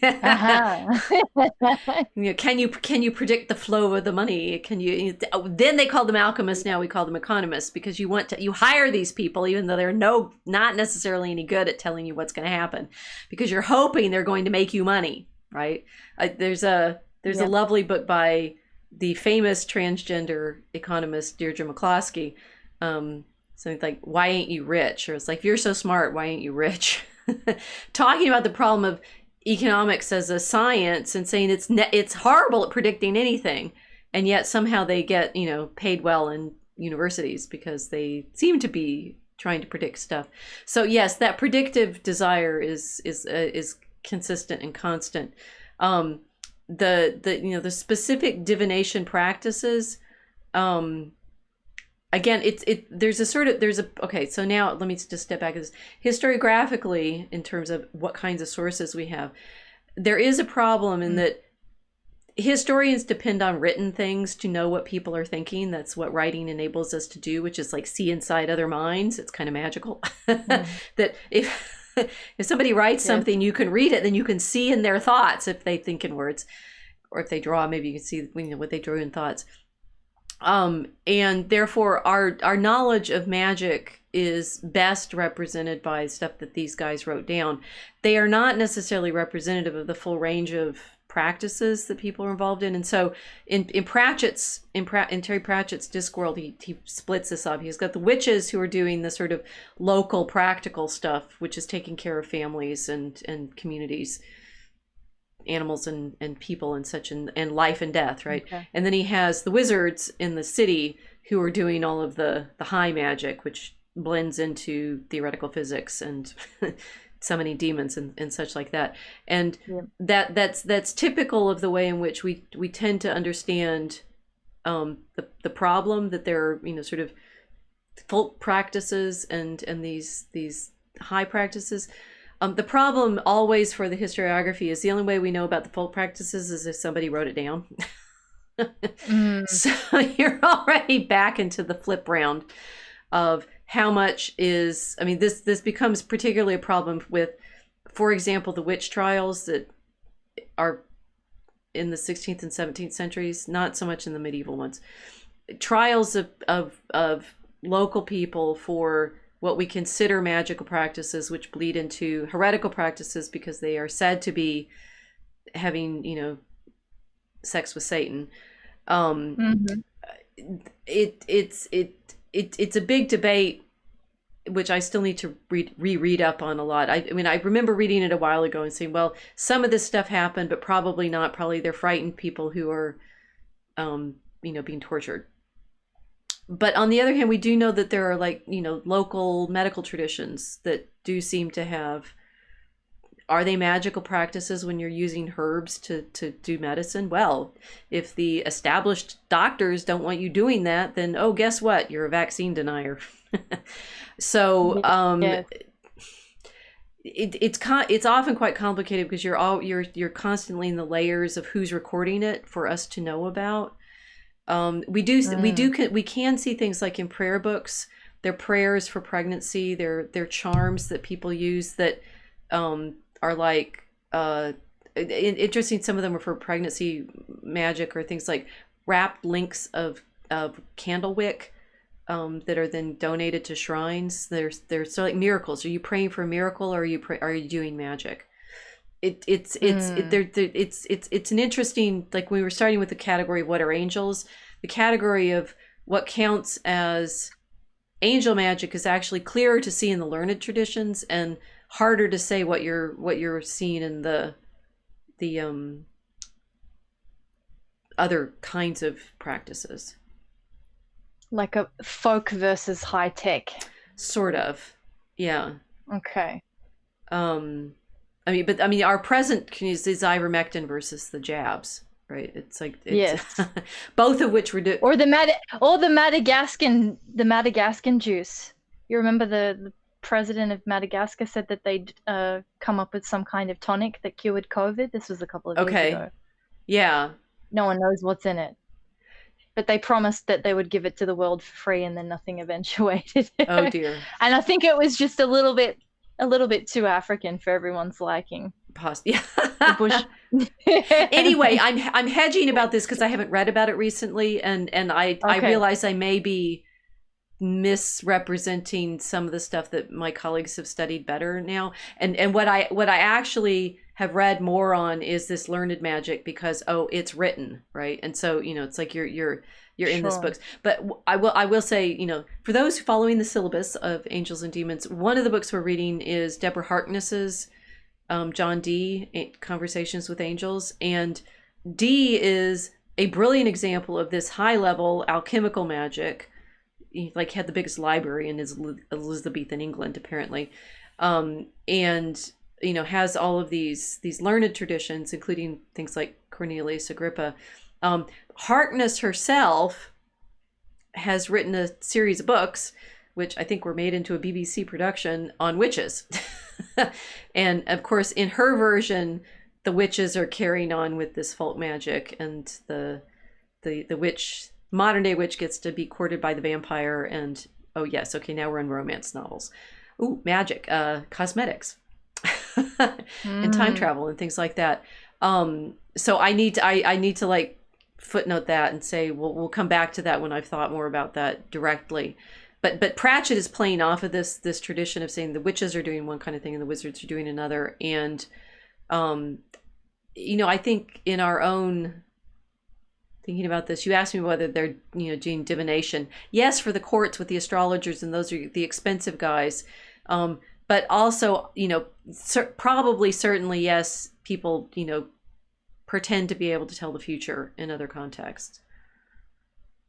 Did they use tarot cards? Well, that's a different question. Well, there's the angel cards, the woman that came up with those angel cards. I forget her name. I don't remember. It's not important. I don't remember angel cards. She became a Christian. Oh, they were huge for a while. Okay. And it was kind of pastels. They do these drawings out of pastels. Oh, I do know those, I think. Yeah, it was pastel on pastel. Yeah. And they do images of these angels, and then there'd be a whole deck of them, and it was real white middle class lady thing to do for a while. They'd sit around and they'd open up these decks of cards, and then they'd say, "Oh, you've got your angel, and we're going to do a reading." It was huge in Australia. But the woman who invented the angel cards, she became a Christian, and then she said, "I renounce my angel cards, don't buy them anymore." But the company that printed them had the copyright, so she couldn't stop publication. So there's still angel cards out there, okay? Yeah, there are still angel cards out there. So there's that kind of communicating with the angelic realm sort of side of things. And then there's the tarot. And I had to ask you about the tarot because these are from the perspective of a normie, straight up witchcraft. This is we're going to do divination now, and we're going to predict the future, and I'll go into a psychic and have a kind of reading, and they'll tell me my future. But I wanted to ask you, the origin of these cards. Is it exactly the same thing as the angel cards, where we're trying to communicate with the dead, or communicate with the angelic hierarchies and get influence over them, or are people using tarot doing something else? Well, How convenient that I actually have another set of slides that has just tarot cards. Because I couldn't get them to fit because the tarot cards were one size and the slides I'm showing are another side. The slide I'm showing right now, if you are familiar with tarot, should ring some bells. It has a woman in the middle of what looks like a celestial, like the solar system, with the earth at the center still, with layers of creatures from like the Great Chain of Being right out to the planets and stuff, and then surrounded by a ring of shiny babies, which are angels. Okay, and this basically naked woman dancing in the midst of the world. It's another image from Flood's treatise on the microcosm and the macrocosm, right? And if you are familiar with the tarot cards, this should remind you of one in particular. But let's do a little history lesson on the tarot cards. I will now bring up the tarot cards. Okay, so I had the Magician to start with because I thought we were going to start with Magician in my head. This deck that I'm going to show some examples from is the Visconti Sforza deck, and these are cards that are held at the J.P. Morgan Library in New York. We can figure Morgan was a banker, so he must have been an alchemist. No, wait. And it's the Fed. the Visconti Sforza is a 15th century deck made for the Visconti Sforza family in Milan. I forgot. It's a marriage gift kind of thing. Very fancy, very beautiful drawings, and it comes out of this Italian artistic milieu where when you've been painting books, so they can paint these cards. Two cards like this are probably the kinds of cards that Savonarola, when he gathers up the vanities in his preaching in Florence in the late 15th century, has burned, because probably they're a problem, but they're basically vanities like cosmetics. They are playing gambling games with them, but they're basically cards. It's the same kind of sin and temptation as casinos or like bridge or poker or something like that. They're literally playing cards, and it's interesting. They're fairly big. These are, I'm showing on screen with my hands, but they're hard to hold in your hands. So the tarot games that people play, it's like you're not holding them quite like we do bridge or poker games, but they and these fancy picture cards are the trumps in what are basically trick-taking games. And I actually set up a web page for, this is the JP Morgan Library deck, and I'm showing now like the Juggler, the Empress. We can scroll down, see the Papess and the Pope. So the female Pope. I mentioned my colleague Barbara Newman, who did the God and the Goddesses book. She's written an essay on who she thinks this Papess character is, that she's actually a woman who claimed to be inspired by the Holy Spirit. And there she is in these cards, right? So it's interesting that they could have some like contemporary religio-political references in the pictures, but they're sort of these But they're kind of memes, potentially. Oh, they're very definitely memes. Now I'm showing Temperance and the Chariot. Temperance is the cards include the 4 cardinal virtues, so they're referencing the classical understanding of strength, temperance, justice. It's like I keep forgetting my sets of things, right? So here we have Temperance, a Chariot, the Lovers, strength. We have the Wheel of Fortune and Time, or the Hermit, the Hanged Man, Death, and the Skeleton.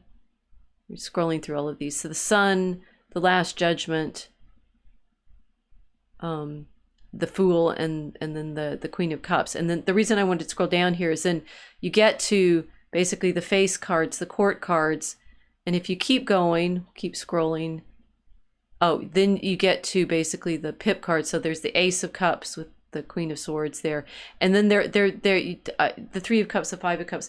Modern tarot decks will have pictures on these cup cards, these 3 of Cups, 5 of Cups, and give them numerological significance and so forth. They're basically playing cards. Okay. So, insofar as there were concerns about these cards in the 15th century with Savonarola, they're vanities because they're distracting you from, prayer and, your attention on God, but they're not actually divinatory as far as we know. Okay. So yeah. Now we will go back to our other screen where I so you can see I think the only way I can go through these. Whoops, why am my slideshow not active?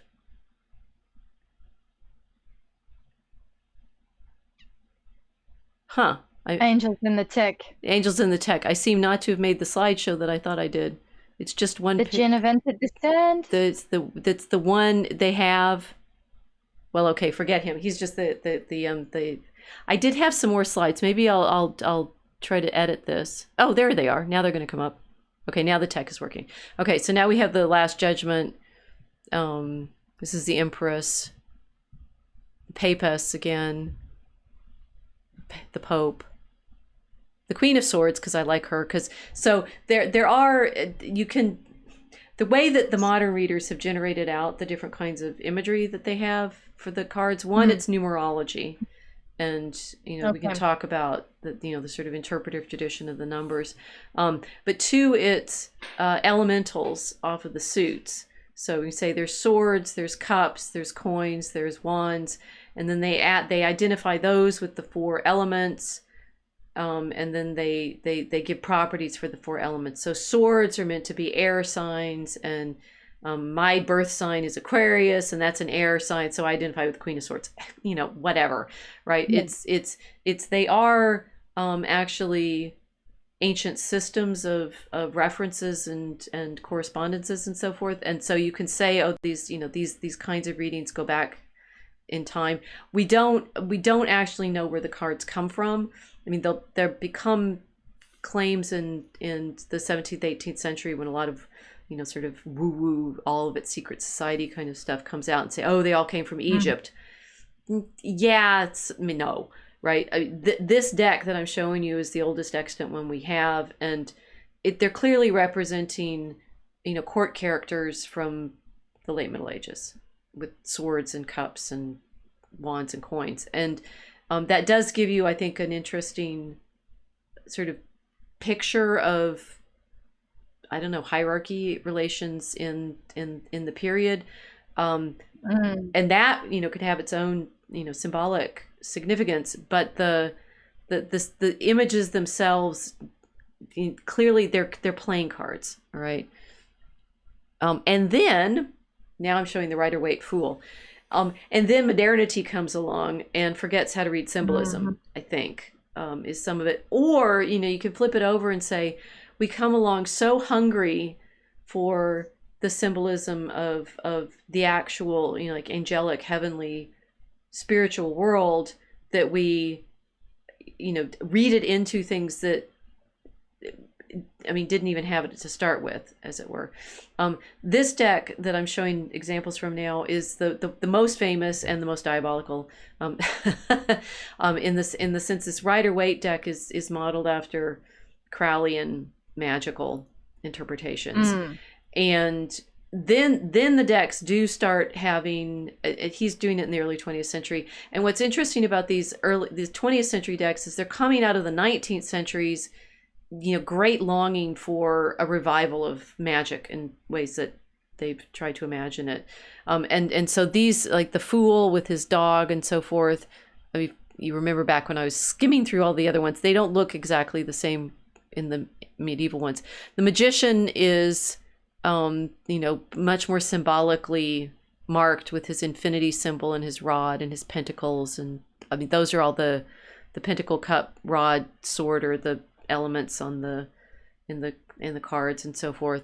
You have the High Priestess, which in the Visconti sword says she was a papist, whatever that is, which is a complicated image. Here she's set more clearly between the pillars of the temple, and with the moon at her feet and an Isis throne, a crown, and so forth. The Empress is now looking like a young woman with her Venus symbol and such. So it's I think the tarot cards themselves are an interesting development of the longing for symbolic meaning, and the way that people use them now. I mean, it's divinatory, and they've been divinatory since, I don't know, the 18th century. But you've got a lot of courtiers going around in the bored aristocratic circles of the 18th century, pretending to be able to tell people stuff magically. And that's when the card reading tradition really kicks off in the tarot thing. Prior to that, they're card games. Okay. It's like trying to play. It's like trying to tell the future with your solitaire cards. And I'd say that the sort of hunger that the modernity has, despite the fact that we're all supposed to be rational and scientific, for the mystical and the resonant and the symbolic. That's what I see in the desire for these cards to mean something, and for the so I do have I have a practical way. I think what's going on when people are reading the cards. One, I've gone to Renaissance fairs and had my cards read, right, and I get the same reading each time, but it's cold call stuff, right? They say something very vague off of whatever it is that you are there for. Oh, I have a question, and they look at you like a woman. Okay, I'm going to go for a love story. What else do we ask about? You say yes, no. They say, oh, well, it's a bit vague. I'll figure this out. You're basically telling them what to say when you're doing readings like that. I have had one reading where I'm not sure that quite was happening, and I was trying to, excuse me. Now I can't talk. I was trying to figure out whether there was something else potentially going on, because I'm not sure there isn't when people are in these kinds of practices. But I think neutrally, mostly what's going on is people desperate to find symbolic meaning in patterns. And the tarot cards are interesting because they are an ancient, they're ancient in the sense of they're an old, repertoire of images. They're going to mean something. You're going to find a story in them. So this goes into the rhetoric, being the language of the NPC, but really what it is that the human mind tends to work rhetorically before it works dialectically. And so people have picked up the... Aren't you glad I asked you about tarot? So you've got all these she does this all on her own. She sets me up so that go for it. I can't because I'm in the future. Oh, that's true. So I promise. You're in the future. So you've got these decks of memes that then become infused with the superstitious quality, where people start to refer to the memes as kind of omens. Then that creates what we now see as the tarot. Yes. That makes sense.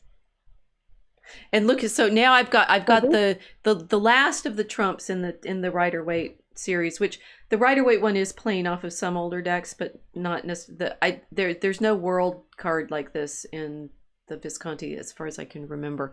But if you look at you compare, my magic started over. Okay, pretend you can't. Everybody's watching. Pretend you can't see what I'm doing. I have to wait. I don't have to pretend. You can't see it all. I'm gonna have to hide the tarot. I'm completely blind. Okay, I might not be able to juxtapose things in the way that I wanted. I was hoping to juxtapose the world image that I had in my magic deck with my... No, the magic's not working. Okay, carry on. Carry on thinking about memes. The spell failed. This spell failed. We'll go pretend that you're looking at the world card and realize that Flood and his image of the dancing in the cosmos is again, it's another of these... The 16th, 17th century gets very fascinated with the capacity of image to carry mystery, right? Emblem books, iconography and so forth. And it's, the tarot cards are also coming out of that symbolically it's memes, right? They're memes. Yeah. Yeah. You should carry on whatever you were building on that. I'm thinking then in the sense of how rhetoric is magically charged communication. in that sense, because it works on a completely different level. With the dialectic, you're actively working through it with a rational effort. But with rhetoric, it's bypassing rationality, and it hits you in a different way. It hits the psyche in a different way. Then you're going into that kind of three-part, what was it? The intellect, then you've got the sensorial, the sensible, right, and the other one. What was the other one? I failed the sensible, quiz. the imaginable, and the intellectual. Yes. So that's what the meme is doing. It's hitting all three of those aspects of understanding at the same time.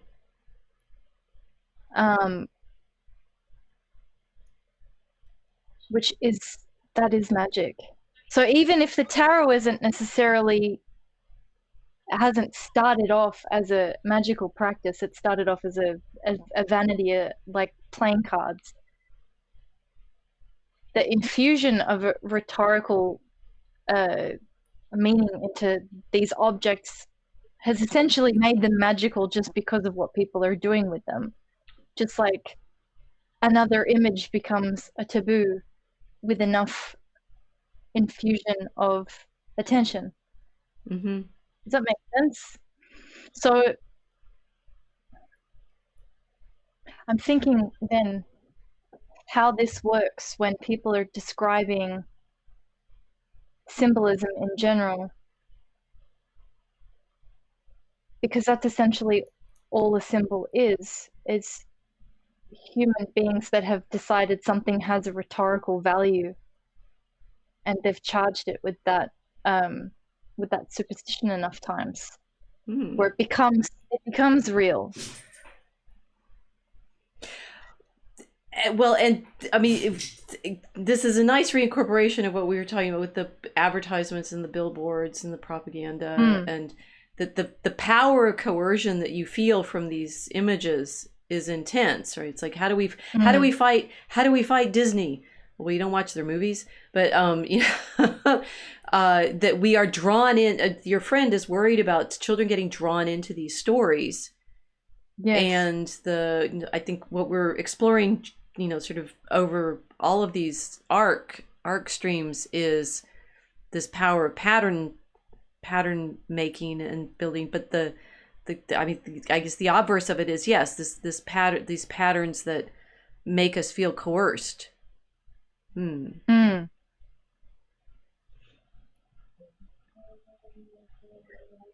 I'm showing Burning Man. Wow. How am I doing on my predictions? These are good. Either do I just wait until 10 out of 10. Do I wait until the conversation gets there, or am I directing it as I will? You know. We can all laugh at Rachel thinking that she can control her own tech, but you know, I think this is summoning. I'm pretty sure this is Burning Man. It's a big burning figure in the middle of a circle of people, and there's fires and LEDs and yeah. Is the sand white? Is the sand white? It's at night. It's a nighttime picture. Oh, okay. So, you know, that obviously feels like, is it magic? Is it art? Is it a big festival? Is it what kind of, and you know, that level of absorption into that theater can definitely feel quite dangerous and magical. I'm not omitting the possibility that the demons are working in all of this. And, you know, our discernment problem is, you know, that we as human beings are enticed by the technology, enticed by the art, drawn into it, want to make it, are made to be sub-creators in the image and likeness, clearly are good at storytelling and pattern making, and can, you know, carry on for, I think we're getting too good at this streaming thing. We're going to get to Owen levels if we don't worry about this. And we still have 8 people joining us. We have to cut it. No, Mel is watching. The sand is actually dust. Caliber Pureblood, yes. Caliber Pureblood says that's Burning Man. He says it's dust. The sand is dust. Okay. And Casey, as people Like got less glass blowing in educated, the they got wind. more interested in images in their quest for magic, tarot. I think some of it is we miss out. We're highly educated in imagery. We just don't label it in terms of our image knowledge, and people can. This is things like people don't recognize the tarot images, and so they seem mysterious and cool and edgy because they've not seen those particular drawings before. But obviously Disney is making a great repertoire of all of its princesses, and all of the media images that we have. We're flooded with images. It's almost like we have too many images to feel like we have satisfying stories because they're like jumbled together. Burning Man, I think it's an interesting kind of like all of them come together as far as I've seen from costumes and things that people wear.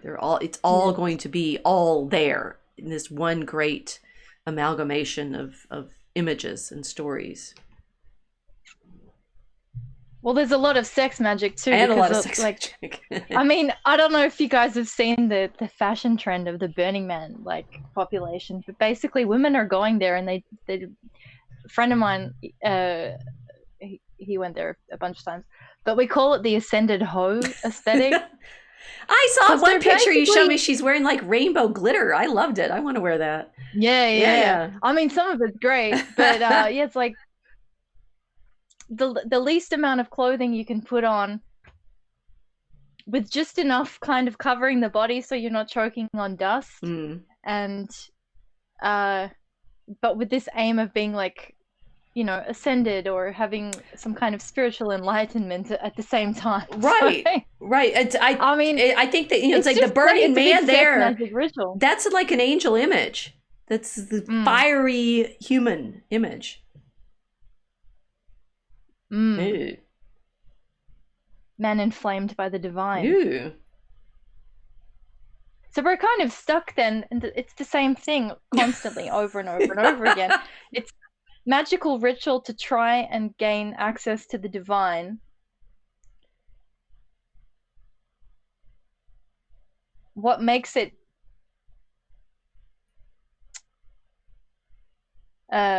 illegitimate is who gets to design the parameters of accessing the divine. Maybe that's it. Well, you'll appreciate that my next slide is don't sacrifice your children to Baal, vote Moloch. And don't sacrifice your children to Moloch, vote Baal. There's this Phoenician problems. Yeah, exactly. It's like which of the fallen angels are you going to sacrifice your children to this time? But I mean, I'll go back to Burning Man because I don't like the Moloch and Baal pictures. Keep going. We're drawn into wanting this participation. So there's a couple of things because I'm an ex-raver, so I think all right, I'll go back into raver days. What were we actually doing in the rave apart from taking really interesting chemicals? But it was a liturgical experience because you have a ritualistic build-up. You get dressed up, so you're in a kind of vestment of ritual. We put in a lot of effort too. I mean, people they put a lot of effort into this. And then you're in a space where you're transforming your cognitive functioning, but there's also a kind of, all right, so you're seeking transcendence. You're changing your perception, so you're hitting this the sensible. You're trying to transcend. Then in a kind of altered state, changing your intelligence, because of course at the end of it people are always talking about how amazing it was, and you've gone through this transformative process. So it is very alchemical kind of thing to do. But what makes that improper worship? That's kind of where my brain is going, because the Hebrews always had this problem as well, because this is Israelitish behavior. Right. I mean, that's why I was like Phoenician problems, but that's essentially it. It's like Israelite behavior is like, do we go raving or uh, do we go into the temple? Because we've always had this problem. Yes. So I'm kind of thinking of it. It's like wherever you go, there's something that looks like magic. But the issue is like, okay, we want to transcend, we want to access the divine, but who gets to decide how we do that? In the Burning Man model, it's humanity making all of those decisions, or humanity making those decisions with demonic entities, versus the temple, which is a pattern of magical practice that we've received from God. That to me seems to be the distinction. Because we have similar things going on in both situations. You know, you've got Burning Man, you've got lights, you've got a giant effigy being set on fire. So there's like an elemental thing, people dancing. Okay, what are we doing in the temple? Very similar things, right? Burning incense. We've got effigy, because of course we had the Ark of the Covenant. So we have form which has been crafted by metallurgists. So we again, like, in order to create the Ark of the Covenant, we needed Enochian we needed Enochian magic just to have the thing in existence. So God Well, is speaking actually, to us. in Exodus, Bezaliel is given the wisdom by God, so apparently circumvented Okay, the Enochian angels. okay. Maybe. But the lava, right? I mean, they're working metals, is my point. Right. Uh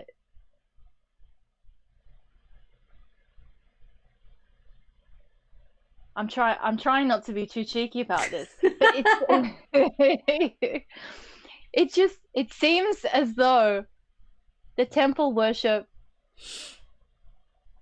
is the legitimate rave of the Israelites versus Burning Man. However that manifested at the time with Baal and Moloch and all of these other Right. false gods.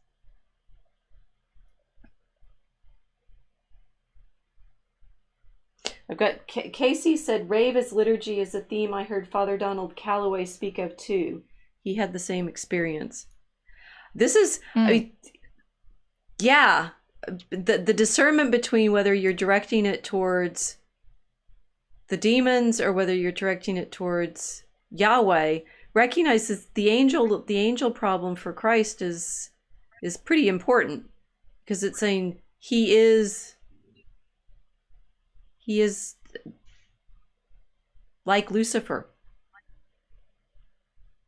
And you know, and there is, I think it's sometimes in the online conversations there's talking about the twinning and the problem like that. It's like Lucifer and Christ, or is Lucifer Christ? He's the light bearer. This, you know, I think we are. I'll go back to the Baal and Moloch, right? That meme, as it were, playing off of this problem that we keep ending up feeling like in our political situation, where it's like you're voting for one evil or the other. These choices that aren't actually choices, and at some point, either there's nothing but demons battling with us as their proxies, I suppose, or there is a true revelation of our Creator that's longing for us to respond, and that we are being distracted by these demons from. And in my class today, I had some opening things of, you know, is it a problem of an optical illusion that you have to be in the right place to see correctly? Is it a problem that I got from Alexander Macree's Facebook, where he's doing this crossword puzzle that you can fill in two different ways depending on whether you think Star Wars is the greatest sci-fi IP ever or Star Trek is, and whether Achilles is rageful or angered, something like that. And saying that our premises determine how we fill in the diagrams. Or the meme of, how do you tell someone they're stupid without saying so? And it's Yoda in a library and saying, wisdom has been pursuing you all along, but you ran too fast. and that we're the discernment of magic is, your friend is not wrong. Magic is to be avoided, and it's terrifying, but it's not necessarily, the answer is not necessarily those social realist novels where everything's depressing and lacks transcendence. That clearly our longing is for transcendent reality somehow, meaning, whether it's meaning and or whether it's access to what this other realm or reality that we've been shown somehow.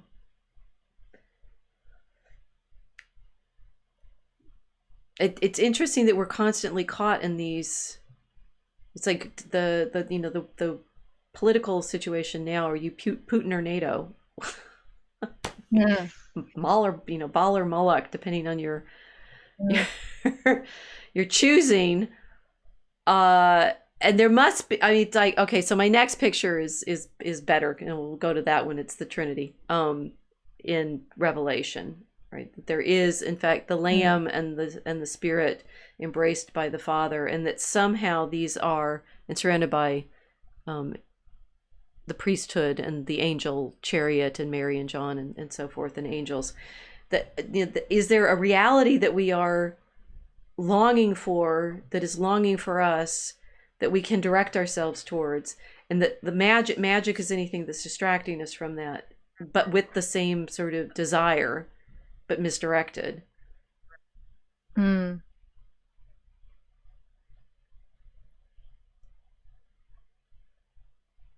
we can't influence that though, because how you've described that is that it's receptive. We're not really in pursuit of God. God is in pursuit of us.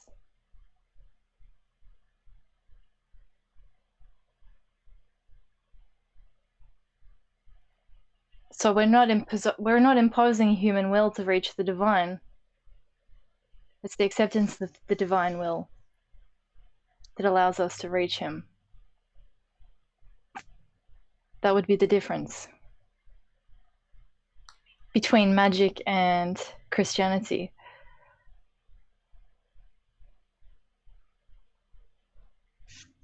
This is theologically always what the arguments over the Mass get to, saying if in the institution of the sacrament, with the words of institution, what the priest does is a magic trick, the hocus pocus, yes, then it's not the sacrament. It has to be modeled on Jesus's recapitulation of Jesus's institution of it, but that it really happens because they're Jesus's words, and that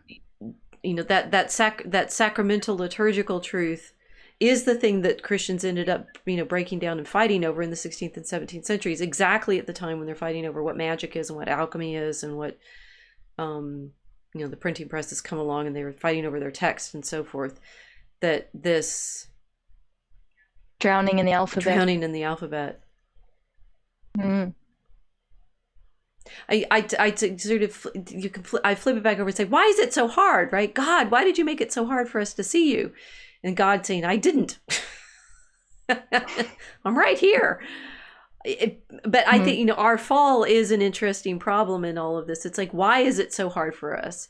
And then maybe we should do a theology. We'll get to the deep theology discussions of, indeed, made with free will, we can turn one way or the other. Why did God make us that way? Why does Job get tempted by Satan? Why is this angelic reality? Is it true, or is it something we're simply making up to describe something we don't understand? Is it a lot of our fantasy world is in dealing with effectively angels, right? Whether it's demons or elves, or elves aren't angels. They're more like the dead, the undying, something like that.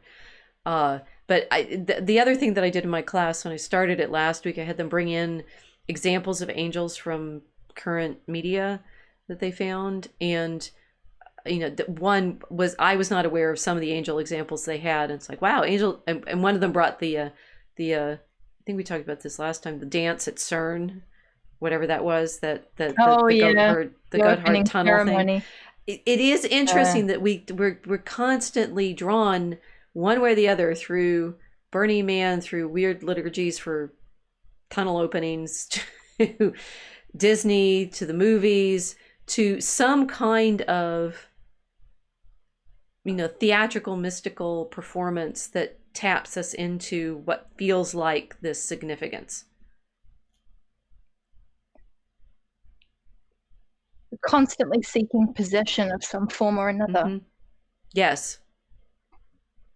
It's the desire for possession, to be possessed.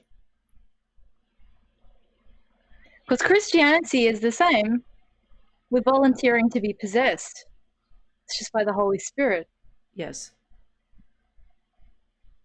So that's kind of it. Like the magic is the desire to possess and to be possessed.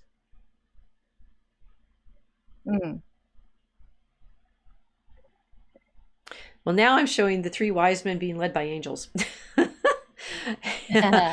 And Barker has this interesting thing about this. The star of a ruler is actually something that appears in the heavens when he's born, so that they understand the kind of relationship. So when the wise men are looking for the star of Jesus, it is a star that indicates that he's been born, not necessarily like a guide, as like a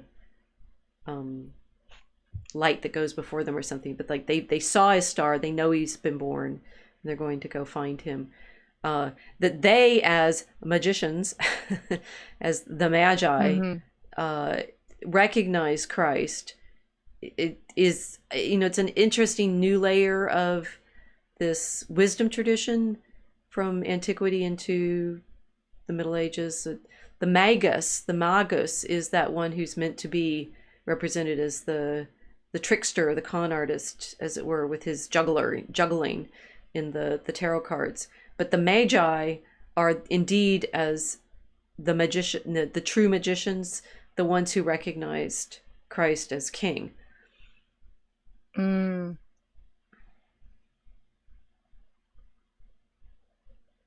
So our truest magic is the recognition of Christ. What did I do with my last picture? Oh, there they are. Christmas number 1900, and the three Magi, dressed in very African style garments, kneeling with their gifts to the Lord.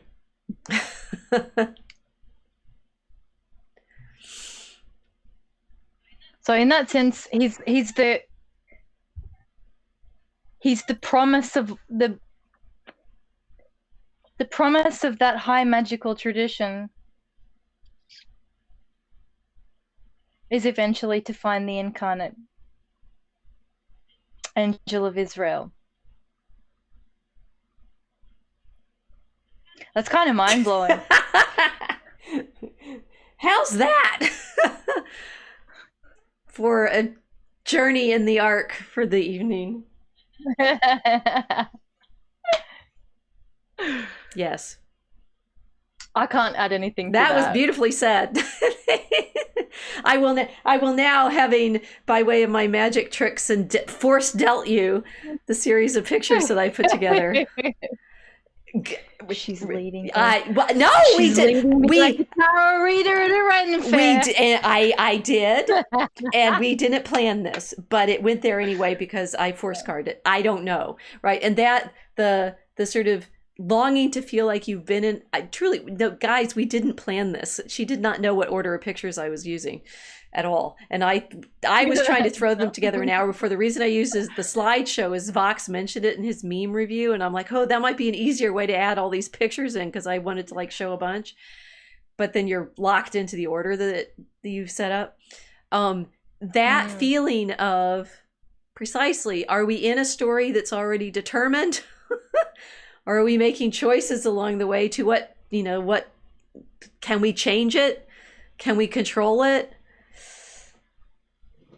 That's, my metaphor what just happened.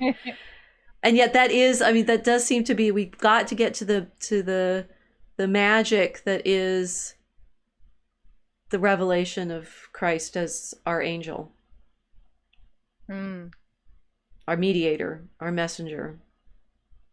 Eternity in time, Emmanuel. Yes. Yep. The ultimate transcendence in a manger. It's very cool. It's very cool. So basically, it's like, basically if you go through this journey sufficiently, it's like, why would you want to like play with, mere sex, not mere sex magic in the sense of, core, the ascended hoes don't get this level of transcendence. Right. And usually in the strong mystical Christian tradition, you get to the point where you're saying, why would you go for that trash, that mere mechanical, coercive, when you've got God in love with you and longing for you?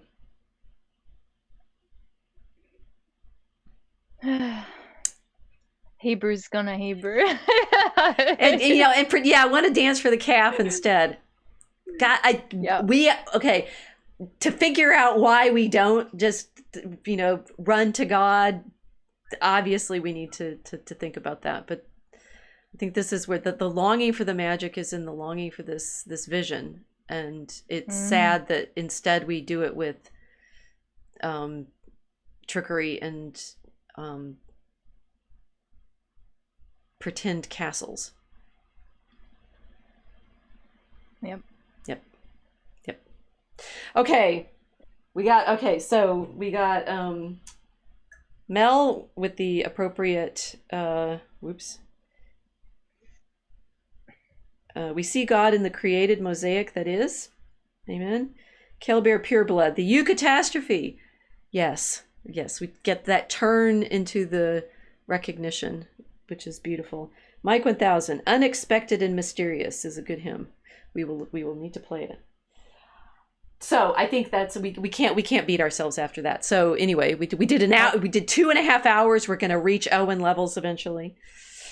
I've got to figure out how to support my physical self in this chair so that I can stop wiggling around. There's a fly. And the fly is back. So we're now we were descend back into the physical and the well, we're always in the transcendent already because our Lord is incarnate with us. Okie dokie. Well, we're just gonna have to stop, to be continued, all that sort of thing. Bye. I'm gonna go and kill a fly now. Don't leave yet. I gotta play the outro. Bye.